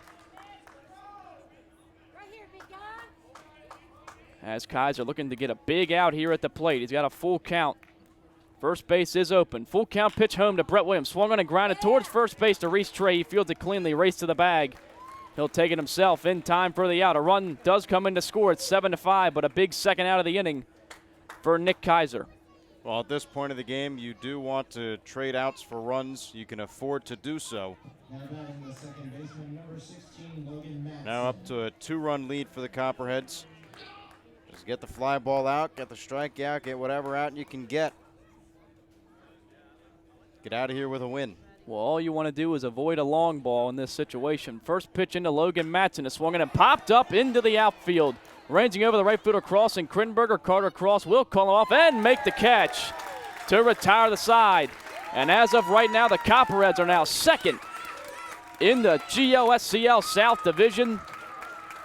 They pick up back-to-back wins over the Xenia Scouts. It gets a little dicey in the top of the ninth. 3 runs coming to score. But Nick Kaiser bears down and gets the final 2 outs to record a 7-5 victory for the Copperheads. Just a gritty win for the Copperheads. It wasn't a blowout win like we've grown accustomed to. It's either a blown-out win or a blowout loss. That's just what the Copperheads offense has been able to do, but they come up clutch in today's ball game. They put the big 4 runs up in the bottom of the 5th. They continue to tack on later on in the game. Gives Nick Kaiser a little room to breathe here in the 9th. Gave up the 3 runs. But the thing that matters is the Copperheads get out of this game with a win. They put themselves in a position now to continue winning ball games down the stretch, head into All-Star break, go into Licking County, and try to keep on winning. Postseason is right there, right around the corner. You got to keep on winning games. Today is a start for them. Braxton Kelly gets his 2nd win on the season. He goes 6 strong, allowing 3 hits, 2 runs. Both of them earned a couple of walks and 6 strikeouts. Nick Kaiser will get the save. 3 innings pitched, 4 hits, 3 runs, all earned. 2 walks and a strikeout. The loss goes to Justin Rasmussen. He goes 4 2/3, 5 hits, 4 runs, all earned, 5 walks and 5 strikeouts. Copperheads win at 7-5 and have a chance at a sweep tomorrow against the Xenia Scouts. As when we return here on the Copperheads Media Network, we'll have head coach Austin Dunphy as well as the Dan Inman Electric Player of the Game right here on the Copperheads Media Network, presented by Ohio Health. We'll see you in the postgame. Ambassador Laundry, your locally owned and operated laundry and dry cleaning business, is a proud sponsor of the Copperheads. Stop by 15 West Stimson for all your laundry and dry cleaning needs. It's a grand slam when you shop locally. Look for the Athens Area of Commerce logo and be sure to support the business that support the Athens Sandlot, our very own Copperheads, and our community. Love Athens. Keep it local, because together we make a difference. The fun is just beginning in Athens, Ohio. Outdoor concerts and festivals, rails and trails, a 30-mile meal, and the funky vibe of Uptown Athens and Court Street, Ohio's most eccentric half-mile. The best road trip starts at AthensOhio.com, the region's most comprehensive site for maps, shopping and dining directories, and events calendar. Visit AthensOhio.com and start planning your next adventure. Classic brands Budweiser and Yuengling are proud supporters of Copperheads Baseball. Please drink responsibly and always use a designated driver. Responsibility matters. Donato's is the exclusive pizza provider of the Southern Ohio Copperheads. With toppings loaded from edge to edge, Donato's Pizza will be sure to satisfy your hunger. Located at 688 East State Street in Athens, make Donato's your pizza of choice today. Order by calling 740-592-5049 or order online at donatos.com. The Southern Ohio Copperheads would like to show our support for Echoing Hills. Echoing Hills provides individuals a place to call home in a comfortable and safe environment where they can achieve their dreams surrounded by supportive friends and staff. For more information, contact them at 740-594-3541.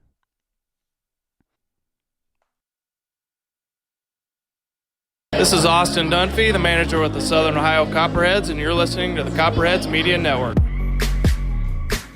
Welcome back into the Copperheads postgame show, joined as always by the manager Austin Dunphy. This game, it was a gritty win for you guys. Over the past couple weeks, it's been, all right, blowout loss, blowout win, but you get the gritty win here today. What does it mean for your team to be sitting right now in second place? Oh, man. It's huge. Like I've been saying for the last week, it seems like we need to stay within striking distance. We're going to have Licking County coming up next week, who's just ahead of us, and with 3 games against them, we hold our own fate in our own hands, and that's something you want heading into a postseason, trying to make a push. You want to be able to control your own destiny and not hope for somebody else to do something to help you out. So we just got to stay close, keep grinding away. We're going to have another good pitcher on the mound, Jack Bennett, tomorrow. to finish out the weekend against Xenia, and then we'll have 3 days off with the All-Star break.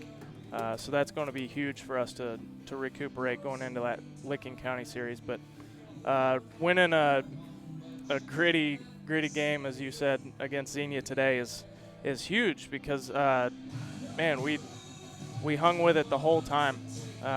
It wasn't pretty early. It was like one to two to three hits combined between the two teams. They got a couple early, and then we put a 4 spot up and kind of took control from there. And it almost seemed like the dugout came alive as soon as we put that 4 on the board. Like, hey, this is ours to win now. There's no chance this one's getting away. Those guys got a lot of fight in the dugout, and you can see the fire in them to make the playoffs, and they're doing really well right now. Well, one of the guys who really ignited that 4-run bomb in the 5th inning was Carter Cross. He's been on a skid a little bit, but breaks out in today's game, picks up 2 hits. For Carter Cross to have the game that he did today and help you in the postseason, how big is he a part of your lineup? Oh, man, he's going to be crucial. When you're going through a slump, it seems like the best way out of that is exactly how he got out. He had a little broken bat flare single over to the left side, and then weird little hit to the right side where the right fielder lost the baseball. And that's exactly how you climb out of those things. Normally when you're in a slump, guys are pressing real hard, like, I got to get that hit, I got to get that hit. So they're trying way too hard, and it just makes it harder on them. So when fluke things happen like that, that's how baseball kind of pulls you out of that hole on its own without you having to stress too much about it. He's a really good ball player, and he's somebody we're going to need down the stretch. So glad he's still hanging with it, not getting too down on himself. But, man, the tools are there. He's a really good ball player. Got a lot of pop in his swing. Good arm from the outfield. Helped us out on the mound one time last weekend at Cincinnati. So he's a crucial player in our lineup who's going to help us out a lot. And another, you're talking about the Cincinnati series, Braxton Kelly made his first start of the season against Cincinnati. Makes his second start in today's game. You guys are 2-0 when he starts. Is he now a part of this starting rotation? Absolutely. Needs to be said about Braxton Kelly. That's a tough spot to come into, being a relief type guy your whole career, and then just kind of get thrown into a starter spot without much warning. And he embraced it really well last weekend at Cincinnati. Threw an excellent game there. Today he didn't quite have his best stuff. He was struggling to locate in the zone a little bit, but he's still managing to get guys out. His pitch count was a little higher than we would like, but he only gave up a few hits, I think. It wasn't pretty, but just the fact that he didn't have his best stuff, and he's still battling in there, finding whatever way he can to get guys out and keep us in this ball game is huge to today's win. Like, can't say enough about what he just did. It wasn't pretty, but he got the job done, and we're going to need that from him next week, and then in the playoffs, he's going to be another one of our guys. Copperheads pick up the 7-5 victory. Joey Medora will be right back with the Dan Newman Electric Player of the Game. Coach Dumpy, as always, we appreciate it. Appreciate you. Thank you. We'll be right back on the Copperheads Media Network, presented by Ohio Health.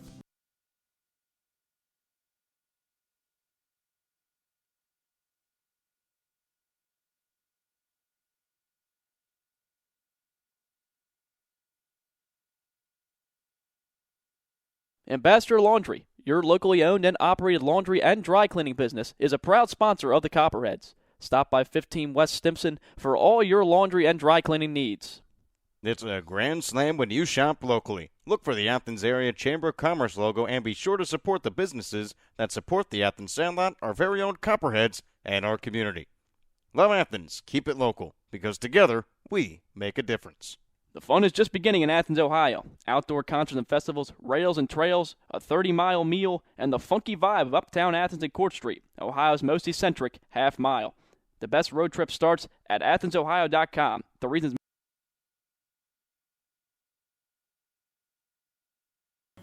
So I'm here post-game after the Copperheads 7-5 victory over the Xenia Scouts with the Dan Inman Electric Player of the Game, Daniel Cruz. Daniel, congrats. One of the few times you won the award this year.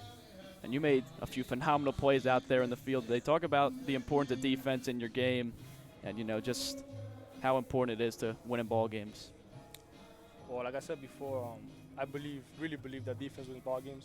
So every day I go there, even if I go for 3 with 3 Ks, I still try to make every play defense and do whatever I can to help my team win. That's just how I play baseball, Gotcha. So the average started to take a little bit of a slide over the past couple of weeks, but you've been hitting the ball really hard these past few games. Have you made any adjustments kind of out there at the plate because the average is starting to climb back up a little bit? Yeah, I've made a few adjustments. I feel like I was opening up a little. My head was flying open sometimes. So now I'm not getting my hits, but I'm hitting the ball a lot harder than I was, and that's what I want right now. Not worrying about my batting average, is how I feel to play and trying to make hard contact every time.